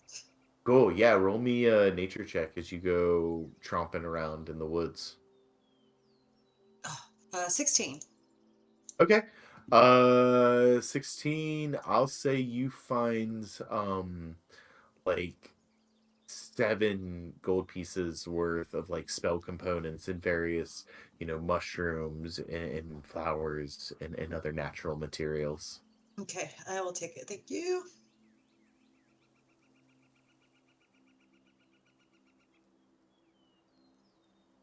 Anybody else want to do any shopping or any specific role playing? If any of you are wondering if you can catch Sildar before he's left town, it appears he left way before any of you decided to wake up. I had him marked at departing at 5 a.m. You all chose later times than that, as I imagined you would after a night of drinking and partying. Yeah, I think Dominic probably would have made his way over to Sister Iredale if she was awake and doing things just to have a quick chat before he left. Okay. Yeah. She is like, I think her home is quiet, but she's already been woken up by Kitland when he got his arrow. So she is definitely up. Yeah. I think he'll Dominic will, if she's not out by the shrine, he'll go by the door and knock, but he can't really hear, so he's just gonna knock as light as he hopes it's light. You rolled an 8. Testing some knocks. Yeah. I think this is okay. You rolled an 8, Dominic, which is pretty low when I asked you to roll that perception check with disadvantage. So it took a while for it to register, but as you knock, you don't hear it, but there is the tiniest bit of sound. Okay. I probably took Dominic back, like, kind of, okay. All right. And the door swings open, and you see Sister Aradel. And you hear her voice in your head once more. Good morning, Dominic. How are you feeling? And Dominic will kind of give a quick bow and good morning, Sister Iredale. That's a good night's rest. Definitely helped. The tea was wonderful. Thank you. I just wanted to come before we left, and I know that when you were detecting my thoughts and in my brain, you saw some things from my past, and I wanted to ask you about them if you remember anything more specific than I unfortunately am hazy in my mind. Well, let me ask you, What do you remember? Bits and pieces. I remember the war. I remember foxholes. I remember comrades, but I can't remember their faces. Stomach, you fought an impossible adversary. And hells, you weren't given a choice. You were told how to fight it, and you obeyed. That's what I saw. Yeah, you're right. I mean, I was born into a time that was devastated. And now you've been reborn into a new time. And you have all of the opportunity to do with it what Dominic wants to do. The path isn't laid out before you.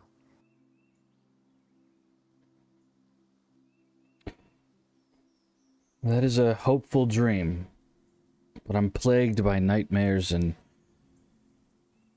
visions of a ritual. Hooded figures.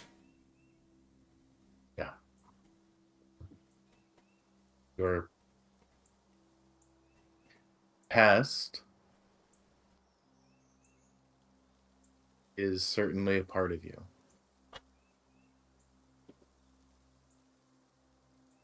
And it may catch up with you. But it doesn't define you. Well, according to a goblin, I might be the center of an apocalypse. I think I've lived through at least 3 of those. Well, that's reassuring, I suppose. Maybe. But from what I've seen so far, Dominic, if someone's going to be at the center of it, I trust you'll do what's right.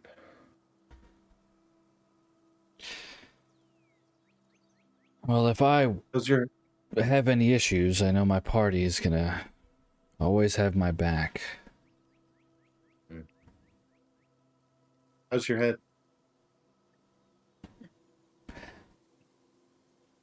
Oh, it's quiet, but I could have swore just now I had a little bit of my hearing back. He leans in close and whispers in your ear. Just be patient. And you hear her. And she leans back and she smiles at you.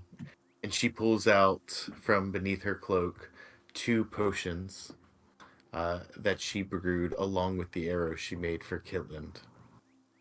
Nice. Meant to give these to Kitland when he stopped by, but well, he had just woken me up and I hadn't quite gathered my thoughts. She messages in your head now. Take these. I feel like you'll need them. And she gives you 2 potions of healing. Thank you very much, Sister Erda. You've done more than enough for our team. It's one question before I leave. Sure. And I don't mean to pry, but you said you were an adventurer. Did you also have a team that you took care of and they took care of you? I did.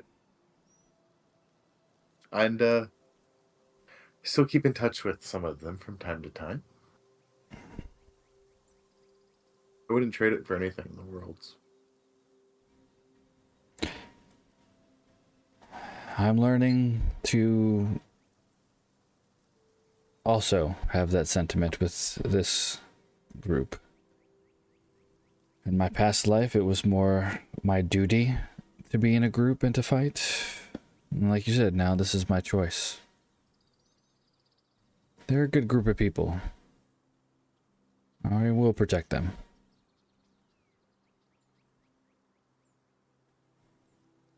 I think they might protect you too. Good luck, Dominic. You are certainly in good hands. Thank you, Sister Aridel. We'll see you soon, okay? Have a good rest of your day. She smiles. What are the rest of you doing?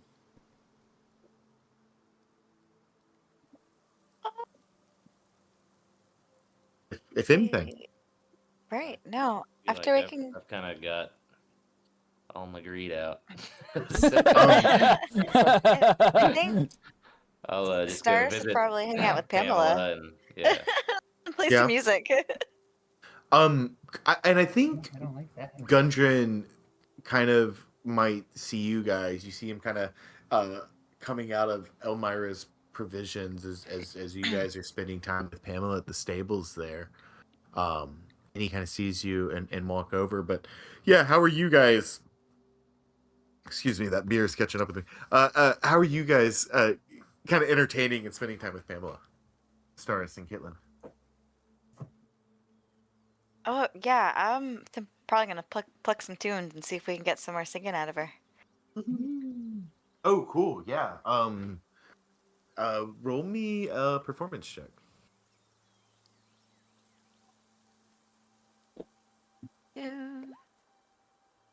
14. Okay. I think you definitely get a reaction from Pamela as you play. And there's like a response, and she does kind of like bray and moo, or whatever sound the Ceratops makes, kind of back at you, but nothing that happens quite like what happened on the road, just a day or two ago.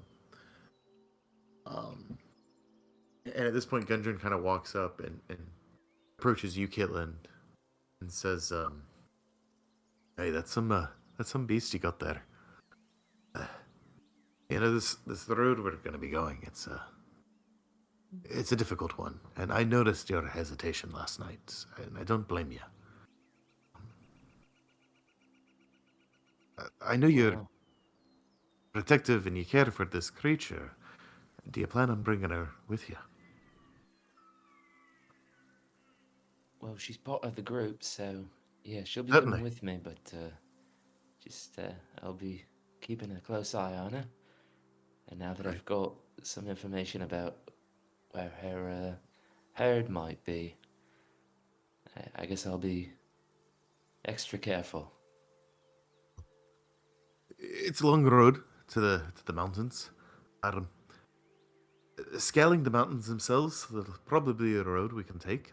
Should be journey, easy enough journey for her. But the mines is what I'm most worried about. If there is a cave entrance, do you reckon she'll be all right? Underground Well, and all. I suppose so. It's where I found her and where Right. I found evidence of her entire herd, so I'm sure she's no stranger to the cave. I mean, we fared pretty well in me cave back home. So, Oh, I've no doubt you'll be right as rain down there. I just wanted to check in as all. It seemed like a sore spot, and I didn't want you to, feel like you had to do anything you didn't want to do, or make poor Pamela do anything she didn't want to do. Is all. well, she'll listen to me or any of the crew here. If she needs to hang back, we can find a safe spot for her, but I think she's pretty good on her own, too. Hey, well, I for one will feel safer knowing she's watching her backs. Right. Well, I'm about ready here. I'll head to Miss Thornton's, and we'll probably be ready to roll out soon. You'll have everything you need. Right, let me just do one last bit, yeah? Right. I'll tie the other two red ribbons to the barrel arrows. Nice. And I'll That go is- ahead and put those in the quiver, and I'll put a new one in its spot. Gotcha. That's a nice looking red ribbon. Yeah, I got one just. I got one just All right. You pull out your handkerchief. It's like cut to shreds. Yeah. You like put it back in the pocket, but it's all cut up now. Oh. Right, sorry about that, Eladri. I was in a bit of a pinch. No, fair. I'll let the tactician do what the tactician does. That's how we play it. That's how we play it. But this does remind me that I do need some sort of climbing gear. Talk of mountains. So, is that something Eladri would be able to find? That's something you could easily get at Barthen's Provisions. Perfect.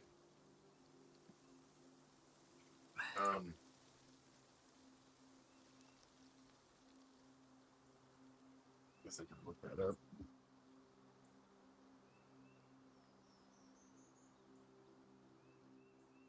Let's see. Just While you order rope, order, pitons. Yep. We are calculating your total. Climbing. Please give us a moment. All right, now I play the game. Do I scroll up and down this list 1,000 times, or just go into the living room and get my book?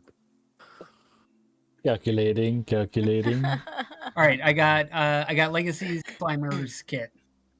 Yep, you beat me to it. I'm like, yep, I'm so close. Oh, I'm so close. I want to see it. There it is. No, it didn't pull up the first couple times I went Climbers. Because it's it's apostrophe. Yeah, which makes sense, but I'm silly. 25. Yeah, so it's special rope essentially. okay. I'm gonna take your word for it because I see every other tool set except for a climber's kit. Is it an adventuring gear? It is adventuring gear. Yeah, I got Legacy adventuring gear. There it is. Climber's kit, 25 gold piece. So okay. But I will say that they will give it to you at a discount for 21 gold pieces. For 21? Yeah. All right. How about I do 2 for...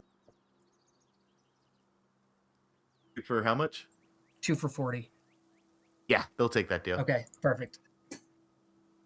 Done. I'll take 1. And I'll hand 1 to Bernie. Okay. Very cool. Please. Is there anything else anyone would like to do in town before meeting up with Gundren to get on the road? It's still pretty early in the morning because I think you were all like up no later than like 8. So yeah, it's like pushing 8:30 at this point. And I'll pee. I'll be right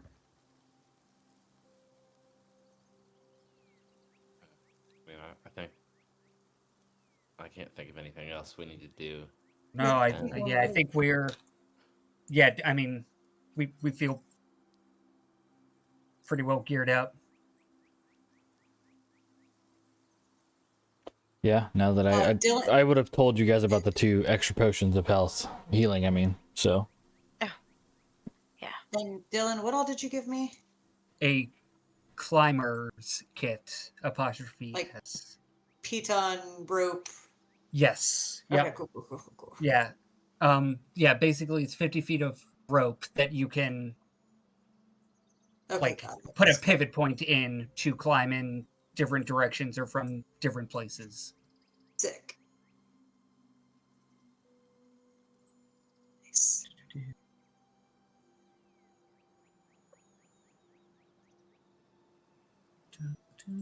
Yeah, I can't think of anything else right now. Do do do do do do Pamela do do do Yeah. do do Pamela, oh All right. Pamela. No, don't let me interrupt. Please keep going. With the party fully assembled, you all meet up with Gundren. You all watch as he kind of comes out of the miners' exchange as you all sort of gather around that area. And with all of the lowercase t's crossed and lowercase i's dotted, Mhm. you are ready to venture forward.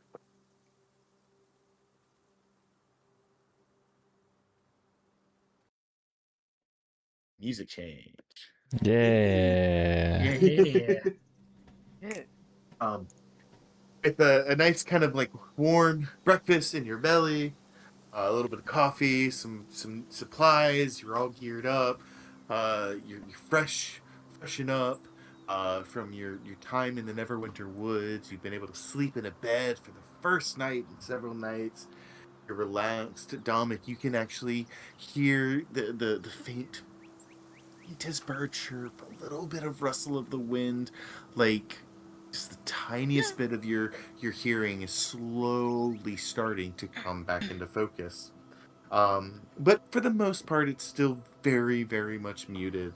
But you have hope. You think about Sister Aradel's words from the night before and how you just need to be patient, just give it time, work through this. Um, it's a cold day, it's a windy day, dropping as low as the low 40s, high 30s as you guys kind of venture south. Um, the road leading out of Delverton looks pretty similar to the road leading towards Delverton from the Tribord Trail. There's a lot of farmland kind of dotting the area around here, but eventually the terrain becomes a little bit more rugged and a little bit more mountainous as you just kind of witness the majesty of the Sword Mountains as you continue your journey. These massive snow-capped mountains that peak before you.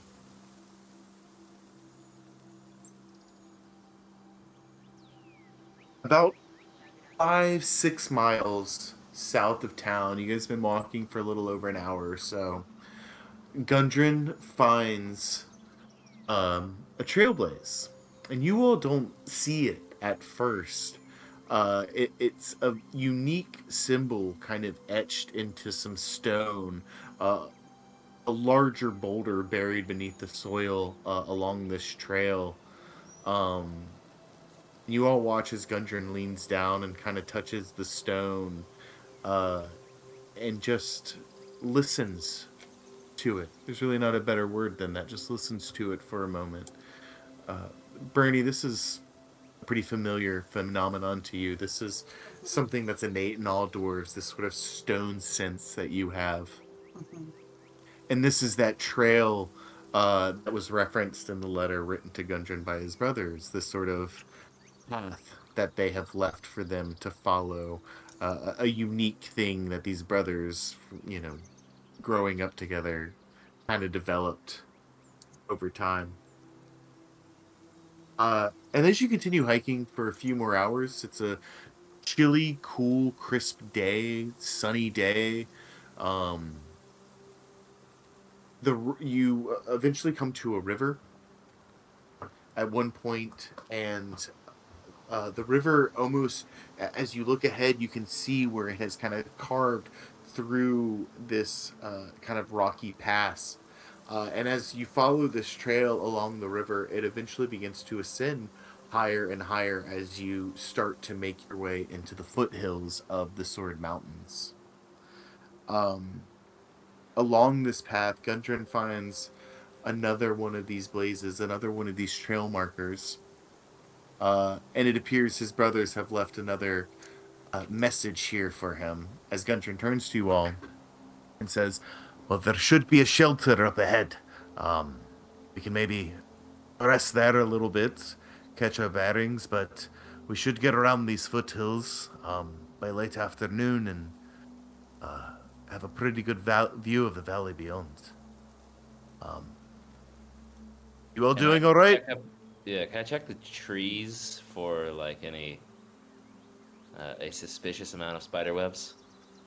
Oh, absolutely. Roll me either let's say nature, perception, or investigation, and each one will kind of give you something different. Nature. Okay.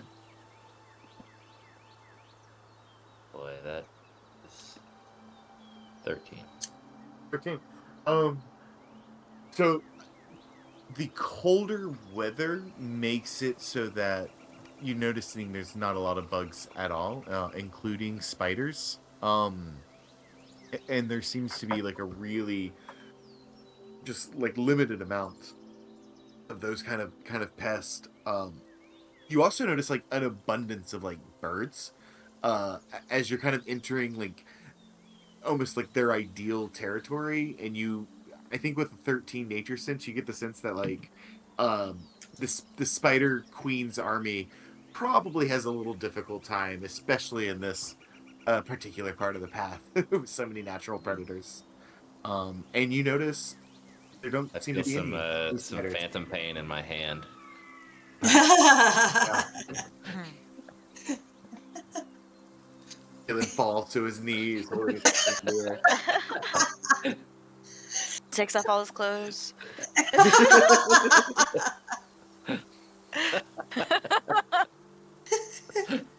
As you guys follow the path along the river, But continuing up the mountain. no one stops walking.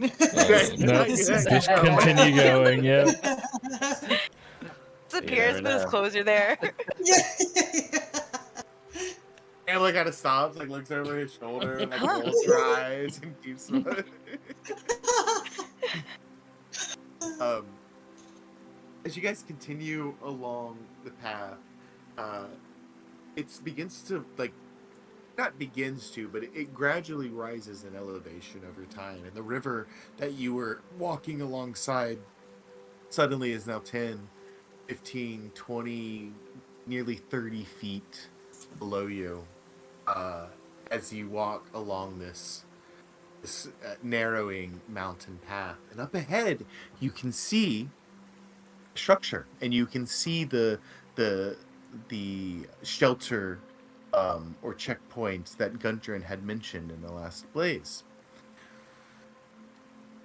The river has kind of carved a small canyon through this foothill that you're hiking up alongside.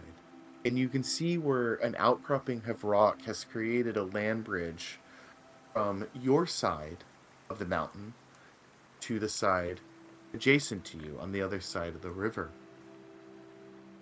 On your side of the path, you can see a small wooden gate, and beyond that, a simple shed.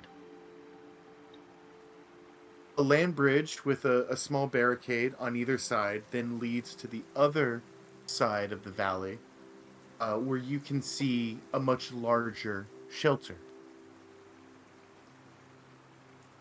The wind is howling and kind of blowing down this canyon pass, kind of pelting you in the face. It's not like threatening to blow you off or make your journey unsafe or anything, but it is a strong gust of wind that is blowing towards you as you approach this gate that leads to the shelter.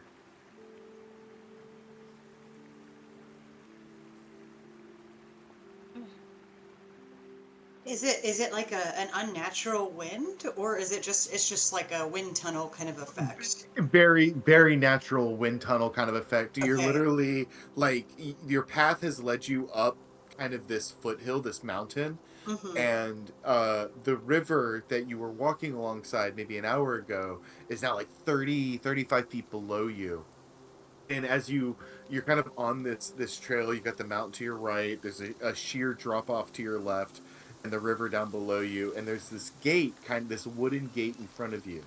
And beyond the gate there's this kind of shed off to the right hand side, like up against the mountain, and then there's this like rocky natural bridge that connects from your side to the other side. And on the other side you see this much bigger shelter, this kind of like, it's not a house, but it's like it's like four walls and a roof, and it looks like there's a couple of Okay. rain barrels that have been catching some water, just a place to like, you know, have cover and shelter if you needed it along this trail. Okay, gotcha.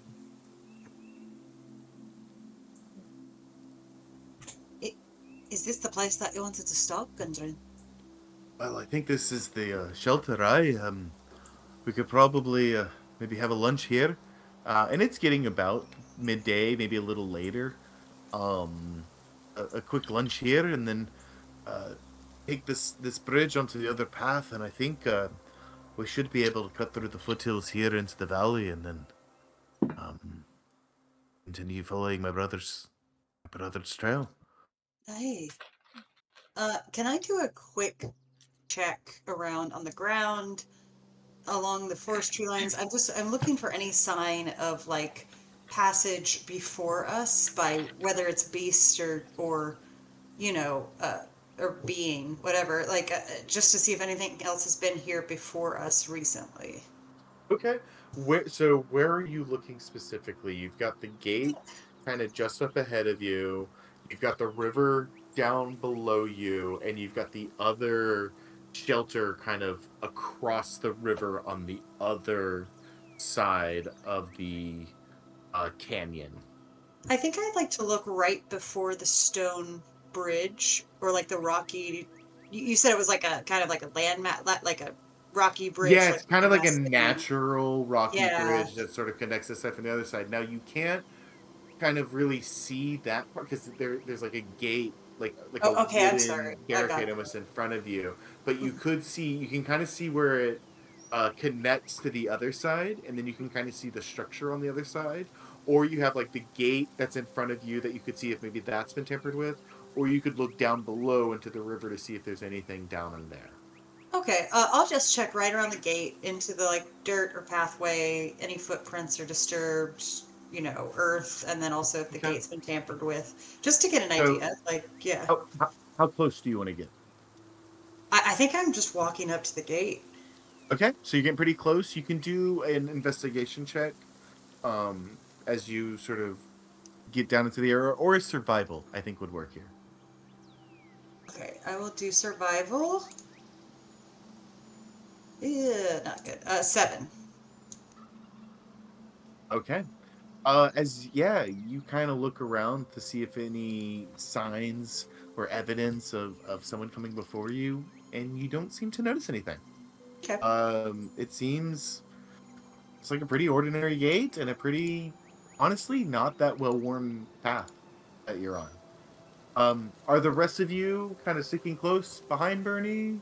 You letting your trek ahead? Or how about this? No. Why don't you guys I'll show sit pretty me close. where you want to be? Oh boy. Oh And, no. okay. Bad old map. Bad old map. Oh, nice. Aw. I don't think it means anything, you guys. Yeah. Oh, wait, sorry guys. I'm still learning all the new stuff. Oh wait, yeah, no, that worked. Yeah, looks good, actually. Yeah. I- The magic. I'm slowly giving you all control. Nice. Give me a minute. Give me a glow. Glowing light. Dancing lights. Dancing lights. La, hey. La, la, la, la, la, la, la, la. I can't The juggle wind these is so lights. cold. So cold. The wind is so cold. Ah. Oh no. It's so chilly. Okay, you guys should all have control of your character. Blood everywhere. Oh no! Not the blood. We all got blooded. Oh, God. Burning blood. You're all dead. We're all Explosive dead. diarrhea. Every single one of you is dead. Oh, magic diarrhea. Oh, No. deadly diarrhea. Giant So the diarrhea. other one was holy. Yeah. Holy diarrhea. Holy Can I diarrhea. turn off Yeah. the effect? Wait. So we can make No, I'm gonna do that. On top. do those anymore. Stop. You probably could. Yeah, but I have to look for it. So Yeah. That's for next time. Make a note of that, This is great. This is the best. Oh. So this is a closed gate right here, Sean. yeah, it's just like a wooden gate. It's very simple, few hinges. Just seems like a simple structure, simple door. Would I be like right up on the gate like that, or? I guess right. Yeah, you're kind of clipping through it at that point. Okay. Your like shoulder is now like Yeah. through the gate on the other side. Yeah. Bad FPS. Do you try to open it? Oh, no. I'm just still looking around. That's it. I'm just still doing Okay. that first Yeah. perception check. Yeah, Bernie's kind of searching the area and seeing if anything is unusual nearby, but she doesn't seem to notice anything or point out anything to you all as you all have kind of now approached the gate. You can see just beyond it is a small, ooh, that's fun, small shed, and then here's the structure over here. And at this vantage, you can now see the bridge a little bit more clearly, and you can see that there is like a few posts on either end with some taut rope tied between them to create like a simple kind of um, Like a handrail. barrier. Yeah, like a railing along the side. But I mean, it is beyond that. It is just an open drop, about 35 feet down. You guesstimate to the river below you. Dundren, are there many people that come through this place? It doesn't seem like there's been much activity as of late. I agree. Then again, my brothers did find a long lost mythical undiscovered mine. So it makes sense that they took the path less traveled. I suppose so. But no, I agree. The structures seem weathered, but not ancient. But it doesn't seem unused much time. And he kind of like knocks on the gate and like looks at the handle. Doesn't appear locked. Shall we go through? Don't see How big one is more. this boulder to the left, right there? I don't know if that's necessarily a boulder, but but more like the way the mountain is kind of shaped. Is it? I mean, is it like a collection of rocks that are bigger than the gate itself?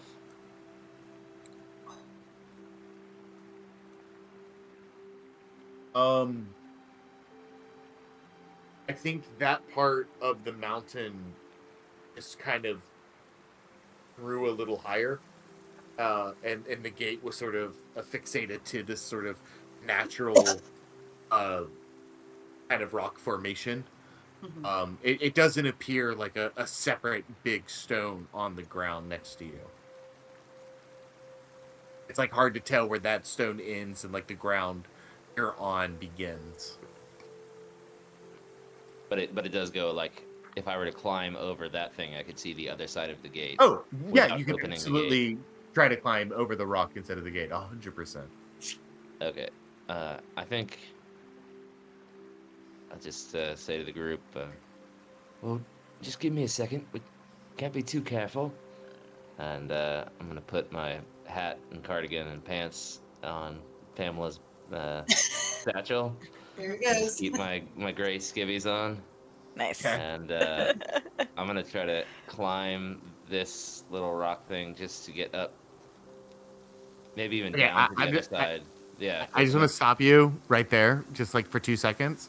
Okay. 1000%, I was going to make you roll like a dexterity saving throw to catch your hat from like blowing off your head in the wind and going down into the river. And the fact that you specifically said you took it off before you climbed up there is hilarious to me, because I was 100% about to make you lose your hat. Love it. Amazing. So yeah, I think without really needing to make a check, it's not a necessarily tall rock. You are able to get to the top of it. And Well, as you kind of like peek your head over like the top of it, you know, you do feel that strong wind kind of hitting you. I think if you were to fully stand up on this rock, there wouldn't necessarily be a risk of losing your balance, but it would be a bit precarious. You know what I mean? Yeah, but I'm you doing can take the your whole time. like, because I want to activate the stone camouflage, so I'm doing like the golem low crawl over this. Oh, okay. I love this. Yeah. You guys watch Caitlin like body crawl over this rock, and it's weird, but he's good at it. Like really good at it. It almost disappears into the stone as you stealthily crawl over this rock. Roll me a stealth check. With advantage.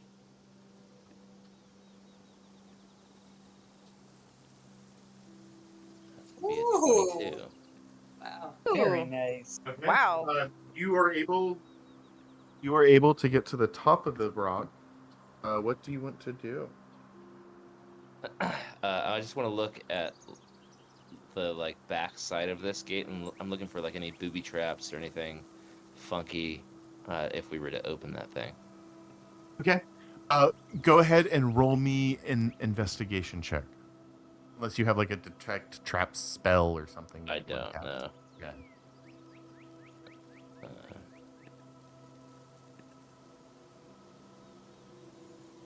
13. Okay. As you crawl up on top of the rock, the wind's kind of blowing into you, and the few strands of hair on top of your head are floating in the wind. Oh. You investigate the door around the other side. There's nothing tied to the handle. You don't see anything embedded into the grounds. Like all of this appears very on the up and up or just very, very normal. There doesn't seem to be anything out of the ordinary, but with the 13 investigation, the one thing that is kind of off is just like how like Bernie said, just how it feels like no one's been here in a long time, just kind of abandoned, kind of ghost towny. Just like you look over to the shed, like there's like one shutter kind of leaning, the door's kind of like blowing in the wind a little bit. Everything just looks sort of abandoned, but you don't notice any traps or any kind of dangerous paraphernalia surrounding the door. Okay, so like, yeah, hidden from the tops of the rock now where they can't see me, and I've got stone camouflage going. I'm just gonna lift my hand up with a thumbs up back to the group. So you just see that sticking out from the top of the rock. You just see like a tiny rock-colored thumb stick up. Excellent. Oh, I love it. Right then. It seems Gilton thinks it's good to go, so shall we? Let's. I don't see why not. Hey, and Bernie's going to move forward and open the gate. Bernie, will you roll me a strength check? Yes, I will. Strength check. 14. You shove against the door, and the way the wind blows through this tunnel, as you get it like half an inch open, you feel like the wind, it almost like whistles through the little like crack made in the door and pushes against it and makes this door almost impossibly difficult to like push open. And with the 14, struggle and strain and like dig your feet into the ground a little bit, but you struggle to push this door open, and you all watch as Bernie is like struggling against this door. Come on, let's help. And Stars goes to try to help Bernie open the gate. All right, And go cooks ahead and Pamela along. roll me a strength check, and Caitlin, if you would like to roll a strength check for Pamela as well. 15. Nice. Because I'm taller. Right. We have numbers now. That'll be 11 for her. Oh, sweet babies. Yeah. 11 for her plus Bernie's 14. You are able to push the door open, and as you shove it open, the door squeaks and groans on these hinges that have rusted from the elements, and it makes this like wretched kind of noise as you guys push your way through, and they're able to hold the door open, but they are struggling. And you see Gundren kind of looks to you, Domik, and you, Eladri's like, let's go, lads. I don't think they're going to hold it long. And starts to rush in. Yeah. He like turns back and starts waving at you, Dominic, because he realizes you probably didn't hear him. Hey. Going this way, Dom. Oh, I know. Zaman had to go to the restroom really quickly. He might still be in the restroom. Hey, Dominic! Time to go. Let's go. Come Everyone on. is just staring at Dominic as the girls are straining to hold the door open against the wind. let's go. We're all holding the door open now. Cyrus is whispering, All right. Dominic, let's go. Come on, man. We know Time you to can't hear, but that, you know.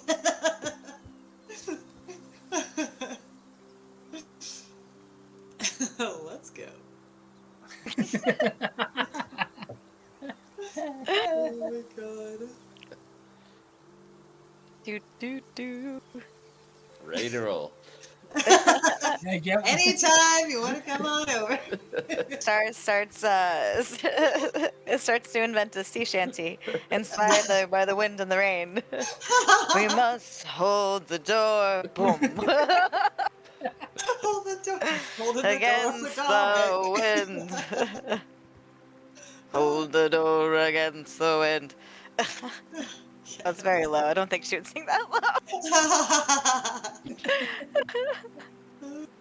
Cyrus and Bernie are having a season finale Game of Thrones moment. Yes.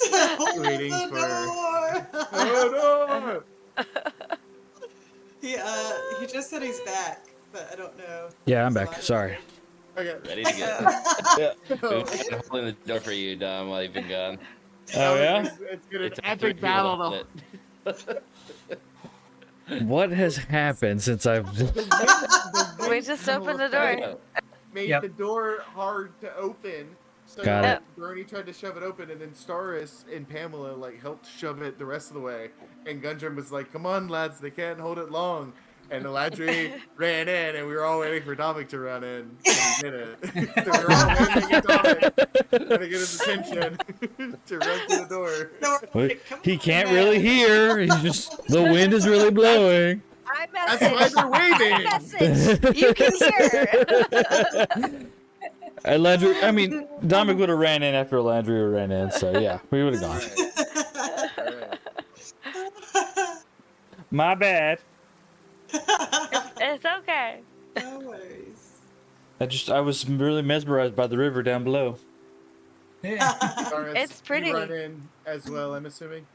Yes. As you and Bernie run in and Pamela runs past, you let the door go, and the wind slams it shut, and it makes this loud echo. That was my butt. The canyon. That was my butt. The music is changing. Yep. Thank you. Thank you, whoever that was. That's great. Scared the big sparkle out of you. And you all Just do that. Oh no! the other side of the gate. You see the small shack behind you, the door kind of creaking on the hinges, a few wind chimes blowing in the wind, making a sweet sound. You see the bridge stretching to the other side, to the shelter across from you. And then you hear it. What's that? Just moments after that gate slams shut. This song. This beautiful song. It's enchanting. It's everything you've ever wanted. Everything you were afraid of, everything you thought you were stressed out about, it just melts away in this moment as you listen to this beautiful song. Dominic, you can't hear quite No, as I well cannot. as the rest. And you watch as your party just kind of freezes in this weird trance-like moment. Will you make a perception check for me? While everyone else, I need you to make a wisdom saving throw. Okay. Oh. Perception check. All Well, right. it's not very. That's not very good. Unfortunately, Sean, I need to ask: is it against magic? It is not against magic. It is just a 10 for me, DM. Dirty 20. How do I decide to Absolutely. use inspiration? Is it before or after I make the roll? I will say this is your birthday. Yeah, can I do the inspiration. same? That's a great idea. You can do it after. Perspiration. But before I tell you if you fail or succeed. Okay. Okay, Okay, I'm gonna use cool. my B-Day die. Okay. Yeah. Why'd you use it on me that rolled a nat 1? Well, I mean, we still have a golden die. There's the golden die. Okay. Yeah, and I'm good with my 17. There. Okay. All's there. So what did everybody get? 19. 17. Dirty 20. Nat 1 for 3. Ah! Okay. I rolled a 10 for my perception. You rolled a 10 for your perception, Dominic. Yeah. You don't see anything except for Kitland and. Oh, do you want me to roll for Duncan. Pamela? Oh, please. Oh God. Oh, God. Come on, Pammy. Let's go, Pammy. Nice. Let's 15. Go. Okay. Yeah, All so right. that'd be 17 if I'm adding my PB. All right. You watch as Kitland and Gundren begin to walk towards the stone outcropping. And as you watch them walk towards that bridge, that natural bridge, just this kind of like look of drunken stupor on their face, you see it. A ruffling of feathers on the Oh, roof. fuck, the shelter. harpies. Let's Several go. Yep. large humanoid creatures begin to stand and flap their wings. You see these what look like disfigured and deformed women with black feathery wings coming out of their backs. One emerges. You see the source of this beautiful song walking across the roof of the structure as the rest take flight. I'm going to go ahead and need everybody to roll initiative. Let's go. Harpy fight! Oh shit. Okay, here we go. We're rolling that. Let's rolling that. Um, Yikes. Hitland, you Less good. and Gundren are both charmed right now. And Oh, what that not means- great. All right, fuck this digital dice, man. I've been rolling like shit too. While charmed, Kitland, while charmed by the harpy, a target is incapacitated and ignores the songs of other harpies. If the charmed target is more than 5 feet away from the harpy, the target must move on its turn toward the harpy by the most direct route, trying to get within 5 feet. It doesn't avoid opportunity attacks, but before moving into damaging terrain, such as a lava or a pit, or off the side of a cliff, Oh god. Yep. the charmed Yep. target can repeat the saving throw. If you fail, you will still attempt to move towards the target.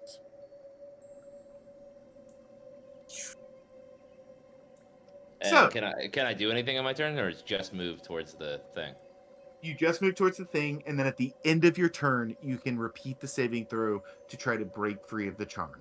You will also get a chance to break free of the charm if the creature hurts you. Okay. So what did everybody get? Initiative. Let's say, where's my... Did I roll the highest with a 12? Fuck Yeah, that, I dude. think Oh no! It's gonna be like that. Oh no! Gonna be like that.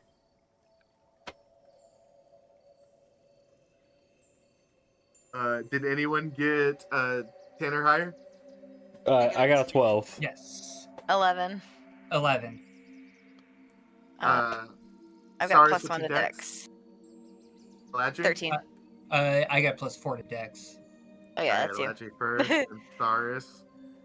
I'm gonna pee. And then Bernie, you got a 10? I got a 10. 5 or higher? I got a 7. What did Pamela get? Well, Oh, do you want me to roll separate for her? She goes on my turn. Yeah, she goes. Yeah. I got Dominic, I got Eladri, I got Cyrus, I got Bernie, I got Kitlin. Alright, I'm not missing anyone, right? Nope. I think so. Oh, a Right Gundren. there. I got Gundren, he's in here. Okay, cool. Alright.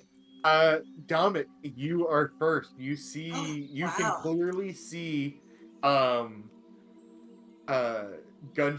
and Hitland walking across this bridge towards these harpies. And I will tell you right now, this is the one that is singing. Okay. The green one. And so we are in, like, where we are, right? So. Yes. You are where you are. How many feet do I have? 30 feet. All right. I am going to 10, 15, 20. Oh, you know what? I'm going to get here to next to them and kind of just put both of my hands out and try to stop them from moving and get in their way. Okay. That will take your action if that's what you wish to do.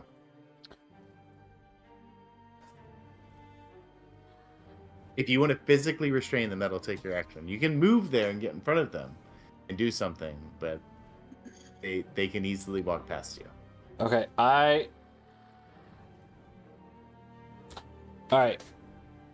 So is everybody else not charmed? So they don't know what's going on. They were just like dumbfounded, right? They saved their wisdom saves. I'm gonna say Okay. with what you rolled for your perception, Yeah. all you can see is that you can see Kitland and Gundren walking this way. But that's it. Okay. In my gray trapdoor pajama.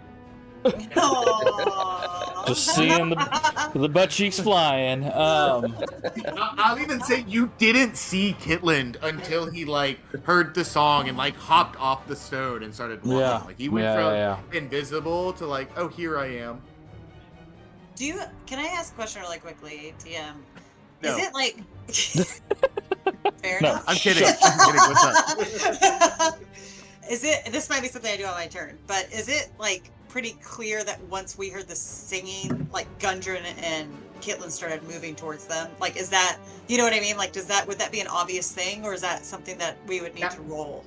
That was essentially your surprise rounds, and because now the threat has made itself obvious, we're in initiative. Does that make sense? So it was obvious that the singing cause and effect, as soon as we're aware. I would say you heard the singing and you felt it take over your mind. Okay, it made cool, you. cool, it was cool. you were high. You know what I mean? Yes. Everything was fine, and then you're wait, no, no, you were living a dream. You clearly felt a spell take over you, Cool. which I think may put you in this mode of okay, what the fuck is going on? And now it's oh my god, there's naked winged women on that bridge, and one of them singing at us, and why is Caitlin walking that way? And I feel threatened, so now we're in initiative. Awesome. Okay. Cool. And so because I didn't hear the song, I didn't get charmed. I don't know what's going on. I just start seeing them walking across a bridge. You didn't notice them until they kind of made themselves known. You could have essentially acted in that surprise round, but you rolled too low on your perception. Yeah. So now we're just in initiative, and now you got it because they've made their presence known. You can see them. Cool. Okay. I am gonna I'll rush up to the front. And I'll even say maybe one or two of you saw a feather or two on that roof and just assumed it was a bird. That they were kind of so well hidden, and now that they're standing up, it's oh, not birds. Fuck. Shit. Cool. Yeah. Yep. All right. I think Dominic could rush up front and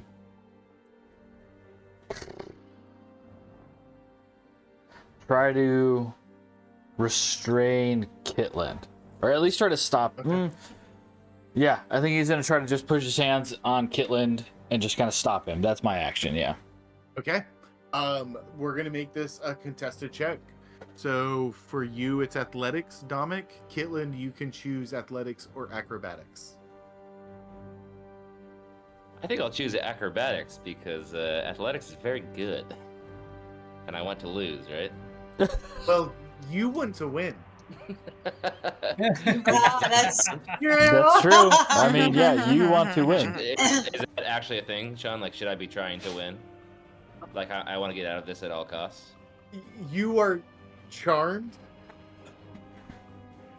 The So I rules should state. use one. The rules state when you are breaking a grapple check, the player can choose which dice to roll. You have either option. I'm not gonna take all that out time. You know what I mean? Like I'm not gonna. Yeah. But you know, role play it as however you want. What would be more fun? I guess I'll just ask the group then. Like, should I use my best one or? All I'll good. say is the dice will tell their own story, whether Yeah. you want True to that. or not. That's true. Well, what And do you said I guys think? roll athletics, right? Yes. I mean, you're charmed, right? Yeah.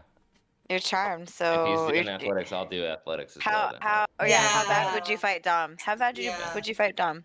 Yeah. But he's also in a stupor. Like Yeah. Right, he's not yeah. using his Athletics, best. I'll use athletics back. Yeah. I like it. I like it. Ah! Yay, Okay. high No, five. no, no, no, no.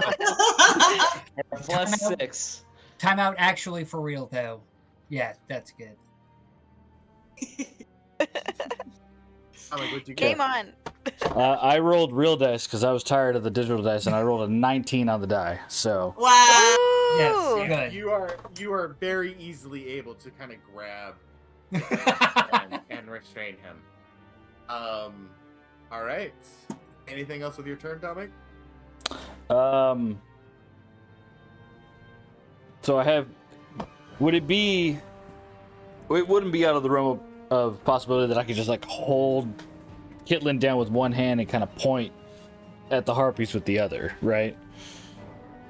Yeah, you could like grab him and like have like one arm around his chest and like hold him towards you and Yeah. like try to indicate at the harpies. Yeah, I would just like grab Kitland and hold him, and then just start pointing at the harpies. With Okay, yeah. that'll bring us to Eladri's turn.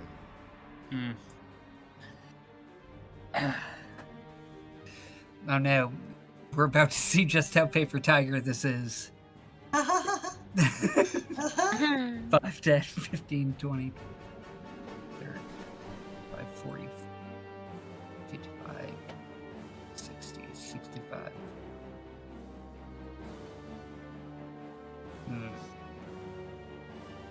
Well, all right. Yeah, let's try and do some good. We'll roll 13 or 15 feet up here. 5, 10, 65. See, it's my hand crossbow. Okay, cool. Yeah, awesome. Up to 120. I'll take a pot shot at this orange one with the hand crossbow at disadvantage. Okay, roll your attack. And we'll take the lower. 11. That hits. Wow. That hits. Cool. Yes, sir. Hell yeah, get that sneak attack, baby. All right. Nope.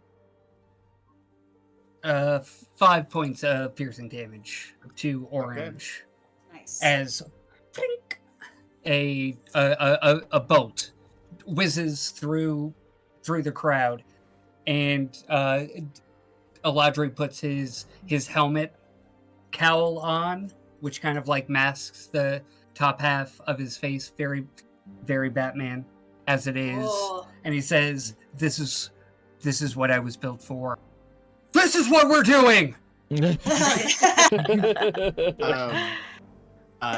see it's like these massive feathery limbs are, outstretching, and it's almost hard to tell how many of them are. Your bolt catches in one of them and you hear a Yep. shriek cry out, but it does not stop the singing. Mhm. Anything else, Eladri? I will now use my bonus action. Mm-hmm. Do. Uh,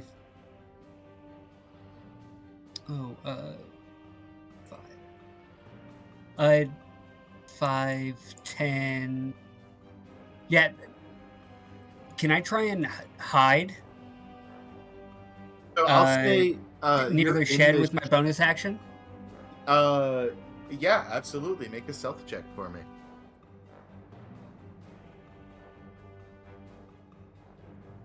22. Oh wow. Okay. Nice. You kind of slip into the shed really quick. It's small, not very crowded. There's not a lot of stuff in there. Pretty dark, and you feel like you are pretty hidden and unseen. All right. Anything else? That's the go of my turn. I will whisper to uh Stars. I'll charge in on the next round. Got it. Staris, you hear that, and it is now your turn. Bernie, you're on deck. All right, Stars is gonna move 5, 10, 15, 20, I think. And do what? And then sing hauntingly and cast Fairy Fire. Ooh, Um, okay. So we're gonna cast it. Yeah, because it's 60. Yep. Mm-hmm. Yep. So we're gonna cast it out that way. Get it on the clump before There. you take off. It's a dex save. They're trying to beat a 15. Okay. See how I'll they show do. you. I'll show us that. Not that that really told you much. Let's Drinking too much water. try I gotta go to the restroom again. I'll be right back. Oh, good. Do it. There it is. That's better. Nice. And we'll make it violet because that's Star's color. Star's color. Yeah. All right. Just like her eyes. As your spell begins to spread across the roof. Ooh, yeah. Ooh, that's fun. Oh. Sorry. Yeah. So cinematic. No, more that was dead. That's dead. Yeah. It's a fire. Hey. Fairy fire. You see this one? Will they save or will they fail? Will they save or will they fail now? Yeah. The two on the bottom part of the roof fail their save as they are illuminated and glow, but the other three kind of scramble and crawl across the deck and are able to wriggle and writhe their way out of the spell's reach as they prove too dexterous. And at this point, as they kind of like crawl to the edge of the roof, they spread their wings, and it looks like they're getting ready to like take off. Oh, nice. Okay. Wait, not nice. Let's see. And I'm gonna move back. I think I can only really move back like here. Go like right with you guys. I'm there. You cannot end your turn there. Just kidding. Then I'll stay where I was. Wait, hang on. Can I go here? Or here?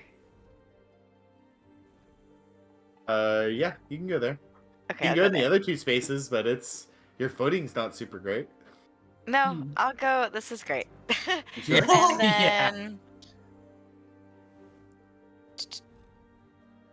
And then. Cyrus will sing some inspiration over to Dominic. Okay, Dominic, you have a bardic inspiration. That will be my turn. Ernie, you would be up if it wasn't for Gundren's turn. Who's going to go 5, 10, 15. Yeah.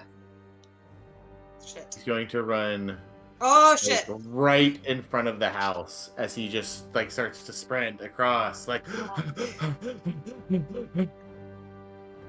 just arms outreached. That will bring it to your turn, Bernie. Boy, that changed things. I think as Bernie watches Gundren sprint across, her eyes go wide and she says, "Hey, we need him." And I think that, oh man. Can you lasso him? No. Boy, this changes things. But you know what? I think I'm gonna stick to my original plan because it is weirdly worked out. Okay. Oh boy. Bernie's gonna run to here. No.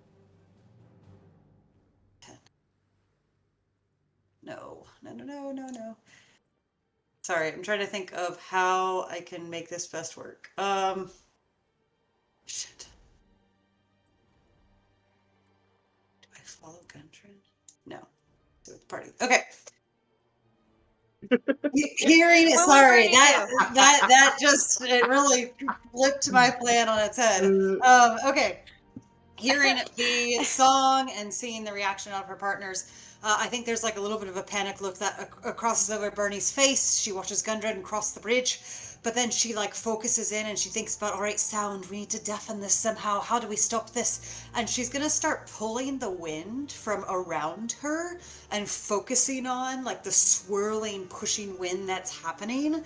And around her is gonna start to form almost like this swirling vortex of a bubble that whips in a 10-foot radius sphere. And Bernie's going to cast Warding Wind,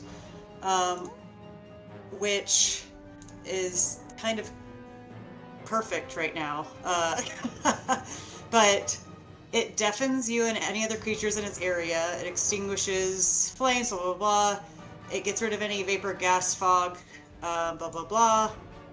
And then it creates a 20-mile-per-hour wind around us that kind of protects us too. Are you casting it on yourself, around I'm casting your it on myself. Yeah. The wind immediately starts whipping around all of you. Dominic, you have to kind of catch your footing a little bit, so close to the edge here. And Kitlin, immediately the harpy's effect on you ends, as you can no longer hear the song and you are no longer charmed by her. And you see that you're struggling against Dominic, who now kind of lets you go as you realize you're back in control. Sweet. So I'm gonna keep that up. It's concentration, and then I think I'm going to. Do I want to do that? I don't think I do. I think that's gonna be my turn. I'm just gonna concentrate on that and keep it up. As long as you are within 10 feet of Bernie, you cannot be affected by this spell, or by this effect, rather. And I'm going to show you guys the ones that are affected by Starus' Fairy Fire as well. I'm realizing that you can't see it. All right. Dope. Awesome turn, Bernie. That felt almost like cheating. I was wait, I picked this spell because I've never used it before on reset. And anyways, that just kind of blew my mind. Yay! He's going to grow frustrated. Worked out great. I know. It's already about 15 feet, 12 feet, so higher than you guys. You gotta fly out 5, 10, 15, 20, 25, 30, 35, 40 right here as it flies closer to you, hoping that by getting closer, the song will have more of effect on you. and you see Gundren's head just kind of like turns on a swivel as he turns and follows the song. This harpy's gonna go 5, 10, 20, 25, 30, 35, 40.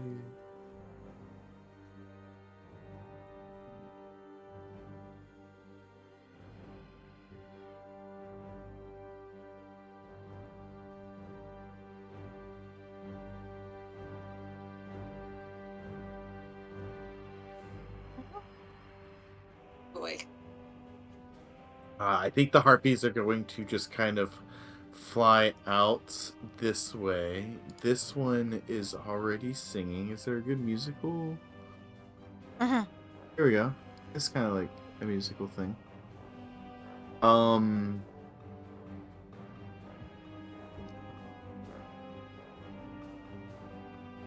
The purple one is also going to start singing. And I am going to need...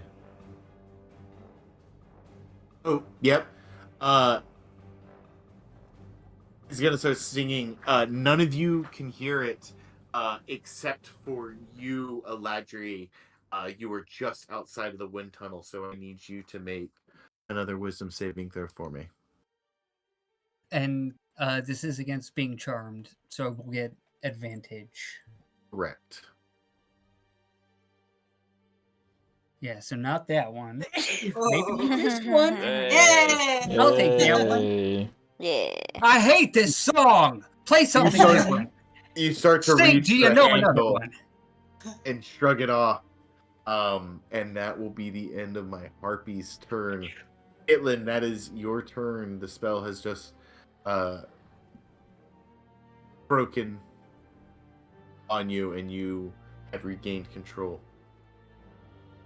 Okay, just for like flavor and trying to not metagame here, do I know what has happened to me, and have I kind of like also seen everything else that's kind of...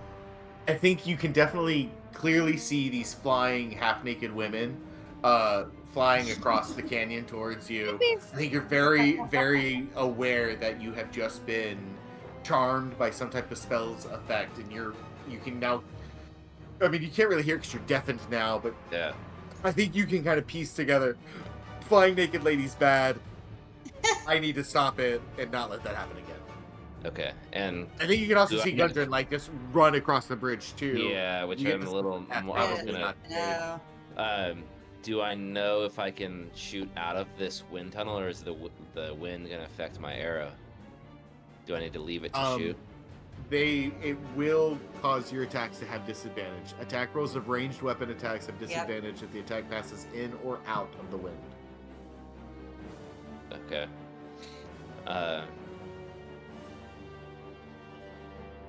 So Now I will say there are two glowing ones on this side Yeah. of the screen again. So you have advantage on those. So the advantage and disadvantage would cancel out. yeah.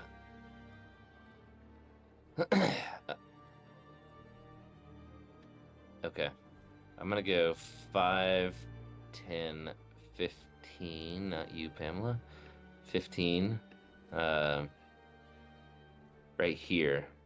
Mm-hmm.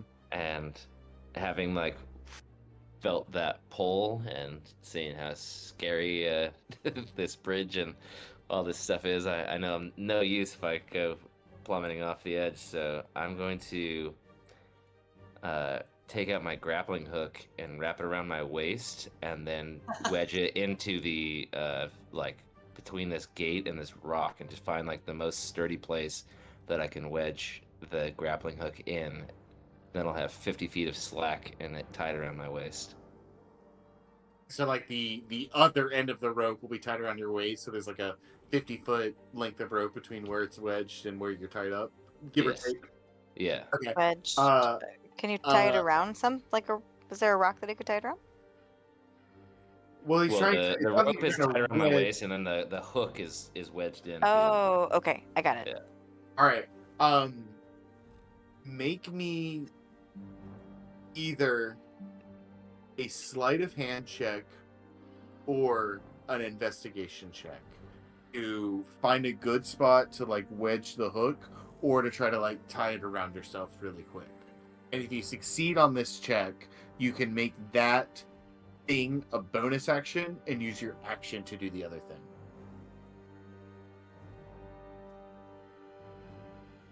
Otherwise, it's going to take an action to do one and then an action to do the other. Sure. Investigation was 22. You see an awesome spot that you can wedge it in. You're able to do that quick enough that you can get it in and like drop your elbow on it to like wedge it in there tight, and it's in there good and quick, or like it's like good and stuck. And so you take the length of rope, measure it out, wrap it around your waist or your waist, flip the rope through in like one of those cool like sailor motions and tie it taut. And it does take you a little bit longer to tie everything up a little bit taut, and that's going to be your action. But you have the hook wedged and you have the rope tied around your waist securely. Okay. I think you have a little bit of movement left, and that'll be it. I think I'm gonna move to Pamela, and I'll just tell her to get as far back in this wind tunnel as possible. I'll have her go in this corner right here. And yeah, I'll move out another 5, 10, 15 back to where I was. Okay, cool. You've got, we'll call it 45 feet of rope for, the 5 feet you lost into the ground, like around yourself. So 5, 10, roughly that's 15 feet. You've got, about 30 feet left before your rope's going to go taut. Okay. And Pamela will just hold the dodge action, the regular. Cool. Yeah, stop. She's just basically trying to avoid them and backing up as far away from the cliff's edge as possible. All right. Okay. That will bring us back to the top of the order. Dominic, your turn. All right.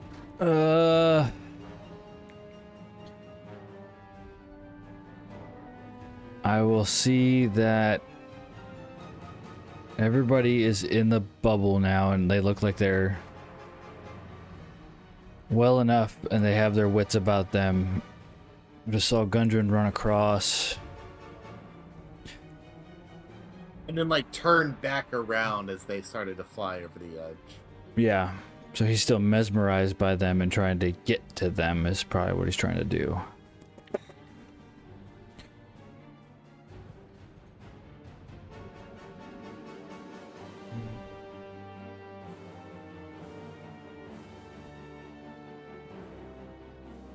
All right, I think Dominic is going to, knowing that he can't really hear the song and they're singing, it's not really affecting him, he's going to run across the bridge and try to get to Gundren. Trying to think. Yeah, I think he's going to get here, and then as soon as Gundren gets within reaching distance, he's going to try to grapple him. Okay, so you're going to hold your action, and if Gundren gets within 5 feet of you, you are going to grapple him. Correct. Got it. Copy that. Oh, yeah. And that will be my turn. Eladri, you are up. Yep. All right. Staris, you're on deck. As planned, we're gonna rush on out. 5, 10, 15, 20, 25, 30, 35. Oh, you're the one that's singing.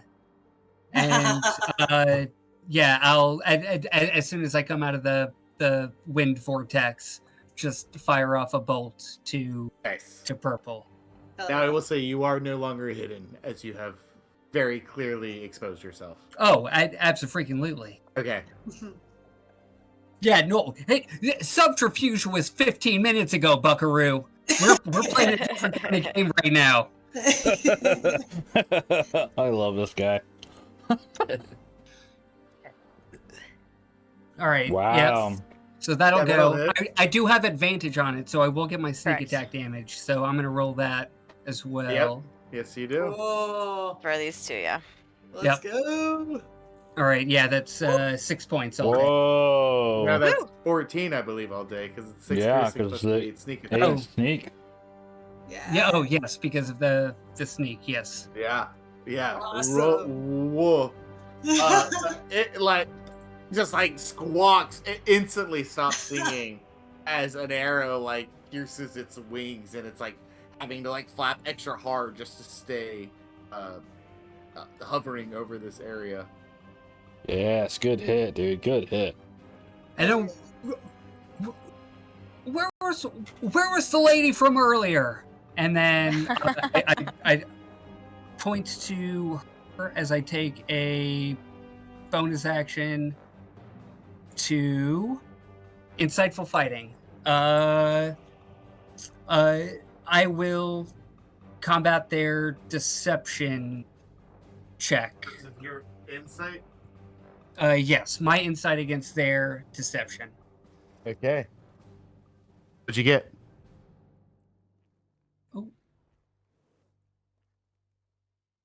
Oh, only a 10. Well, that beats my 7.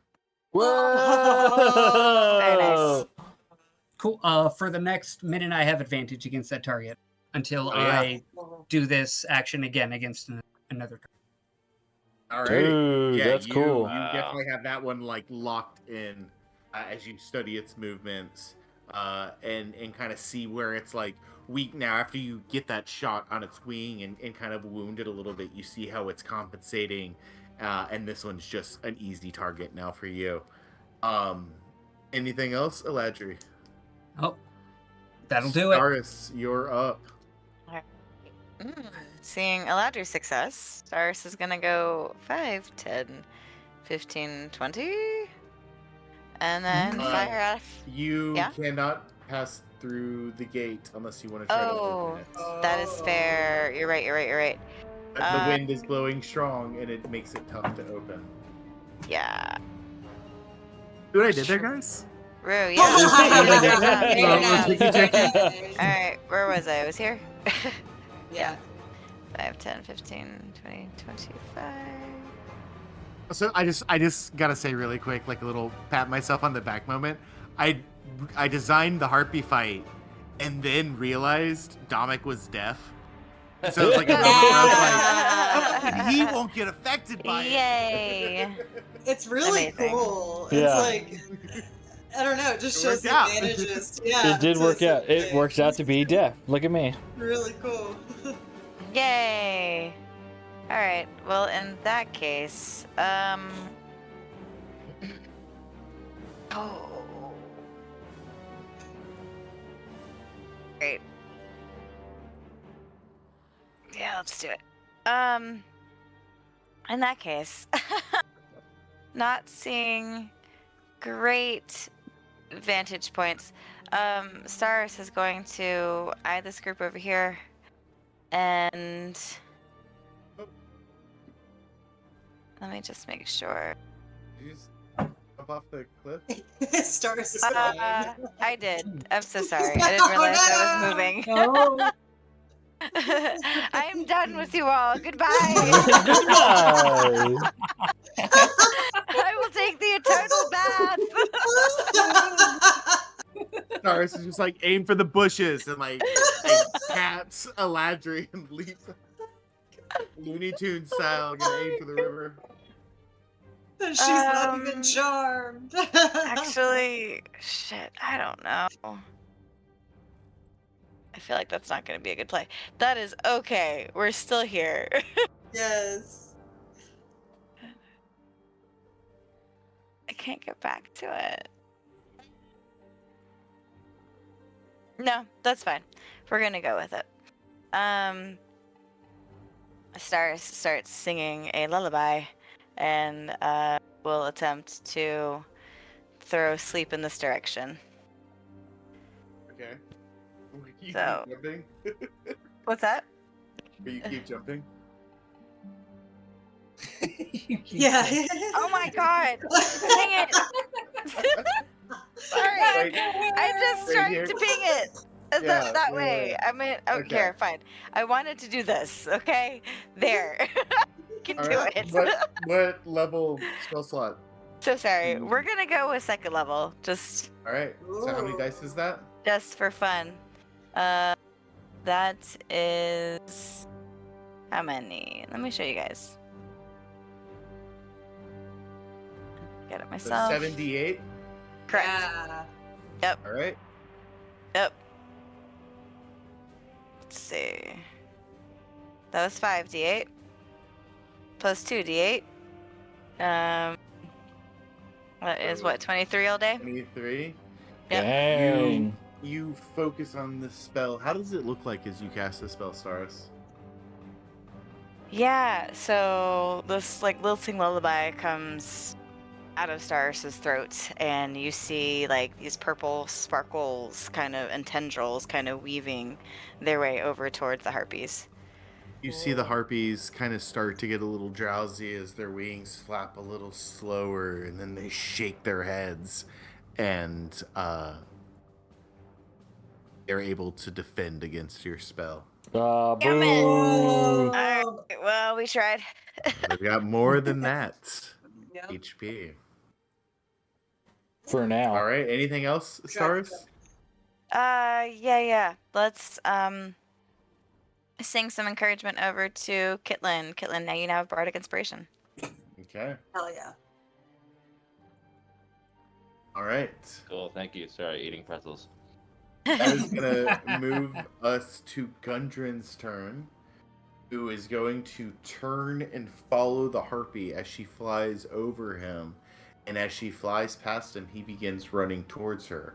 Dominic, you catch this and sprint across the bridge to get to him as Gundren makes his way here and attempts to follow after the harpy Yep. singing towards him. You are going to roll me an athletics check versus his acrobatics. All right, here we go. Real dice. Real dice. Here we go. Real nice. Come on. Oh, all right. That is a 13 on the dice. Oh, plus Do we want a to? 3, that's 16. Oh, shit, I have the bardic. Yeah. Fuck it. I'm just gonna Yeah. go for broke, and I'm just gonna use it. That's a D6, D4. I think it's a D8. Isn't it? 6, I D6. believe. Where does it go up at level 4? Great. Your bardic die? Oh, sorry. D6 1d6. still, or is- 1d6. yeah. No, it's 1d6. Yeah. D6. All right, plus another 3, so 19 altogether. Gundren runs and leaps off of the little outcropping here, and Dominic, you reach out, grab him by the scuff of the neck, and pull him back on into your chest and hold him tight as he struggles against you. He is now going to roll to see if he breaks free of the charm. I'm going to roll it in front of you guys. He gets +1 to this. He needs a 10 or higher. Yes! As Yes! he, Oh my struggles god. in your arms, he breaks free from their charm. That will bring us to your turn, Bernie. Okie dokie. Yep. I'm going to keep up the warding wind, but I am going to move. I'm going to move 5, 10, 15, 20, 25 to the middle of the bridge. And then bonus action, I am going to throw down my bear totem right here. Right here? Bink. Sorry, show me one more time. Oh, okay, right between you and Eladri. Yep, right between me and Eladri. And that is going to give everybody 9 temporary HP and advantage on strength checks and saves. 9 temp HP. Love that. Love that. You said 9? Yeah, 9 temp HP and then advantage on strength checks and saving throws. It's a bear. It's a bear. What's the radius on that? It is 60 feet. No. Sorry. It's a 30-foot radius. That's crazy, yo. Crazy. It's crazy, yo. That's Wow, a big that is huge. That's a big radius. That's not Oh big man. radius. The radius is so big. All radius is huge. And then for my action, I will shoot a starry wisp as a cantrip at the purple one that was already injured. Okay. So skirp. That's 13 to hit. It hits. Sick. 1 damage. Oh, not the Dang. I'm focusing on a lot, guys. Yeah, that's Anything fair. else, Bernie? That's fine. That's it. Okay. Got a little stardust in my eyes. That was weird. It's gonna bring it to the harpy's turn. This harpy's gonna fly right here. This harpy's gonna fly right here. This harpy's gonna fly right here. This harpy's gonna fly right here. We all the way home? Each one of them is gonna attempt to pull you off of the ledge down to the canyon below. Oh no. Eladrin, Okay. Yep. you can make athletics or acrobatics. What's your choice? I'm gonna go acrobatics. And you Alright, have, I will say, just as a reminder, if anybody makes Advantage. athletics, they have advantage on it, but you might be way better in acrobatics, so. Actually, no, that does affect it. Yeah, I'm gonna go athletics. Okay. Yeah. So that's 1. That's 2. Oh. Ugh, Oh, God. no. Oh no! Okay. I will add my inspiration to this 12. So I'll go 1d6 was the inspiration. Mm-hmm. Sean, for birthday Yes. or Correct. 1d8 for birthday. 1d8 for birthday. Okay. Nope. All right. Oh gosh! Dang. 13, So what'd you 13 get? all day. 13 all Hold day. on, golden die on that Golden one. die? All right. No, you just met me. It doesn't matter. So you can roll the dice. Still going. Forever. We've got 3 more to do, and 1 more. Yeah, person exactly. that- not Exactly. Yep. Shit. All right, Bernie. The next one is going against you. Are you gonna do athletics or acrobatics? I will do athletics with advantage, I think. Yeah. Okay. First one. Boy. Second one. Oh no. Yep. Boy. Okay. 12 for me. Okay. This is versus Gundren. I'll roll these myself. Fuck. Oh no. Oh no. Oh no. Does Don't it leave me. does it do anything that I'm holding Gundren? Ooh. So a harpy is also grabbing you, Dominic. You can Okay. either choose. I'll let you choose. You can choose to hold on to Gundren, which will give him advantage, but will give you disadvantage, or you can let go and make you both roll straight. Well, he already has advantage due to the totem. Oh, fair enough. Yes. So So knowing that, it would benefit you to let go. Yes. Because then you both get So- advantage. Because then you just get disadvantage. And he gets Correct. no extra benefit. so I am going to let him go and try my hand at advantage. Okay. That is then your turn, Dominic. Okay, so I have to roll my roll real quick. Yep. All right, and you said athletics, right? Yep. Roll D20. You've been good to me. Let's go. You were bad to me that time. Oh my gosh. You were still bad to me, you jerk. What? I rolled a 10 on the dice for a 13. Okay. Oh my god. This last one is going to come and tag team with you, Bernie, seeing you casting all the spells, and they're gonna get to roll one more time to try to beat what you rolled against. Y'all, I didn't roll higher than a 10 on any one of these rolls. I got a 5, a 7, and a 3. So you all pass except for Gundren, because even though he got advantage, he rolled a 3 and a 6, which was not enough to beat 7. So as all of you brace tight as these harpies close in on you, you hear Gundren Oh no! begin to fall off the cliff down into the river below. And that is where we're going to end tonight.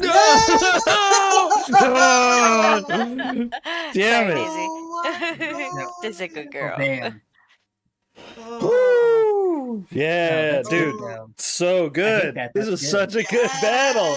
Yes. Man, I really wanted more of you to fall. That is at the end there.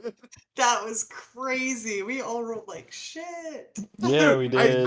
I rolled a 5, a 7, a 7, a 3, and a 2. Oh my god. Like, Dude. what that dice is Yikes. retired forever. Yikes. Right. That's Hell yes. Cool. Y'all, This is so fun. super fun. Good I- shit, everybody. That was fucking awesome. I'm not gonna Yeah, lie, man. like it's so crazy. Like I was resetting my spells, at the top of the thing, and I was like, "Oh, warding wind!" Like I feel like we've encountered a lot of like traps or like poisons or gas. This would be great against that. And then like walking up to the gate, and it's like gusting wind, and I was like, "Oh my god, this might cancel that out." And then the harpy showed up, and I was like, "Oh my god!"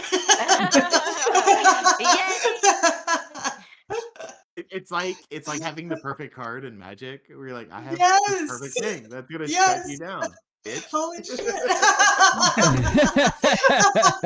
It was just a weird moment. I was like, they're gonna think I'm like I don't know. It's just a funny. Uh-oh. Yeah. Did we lose somebody? You're cheating. Yeah. We I was lost like, we lost the robot. Illusion. Oh, right.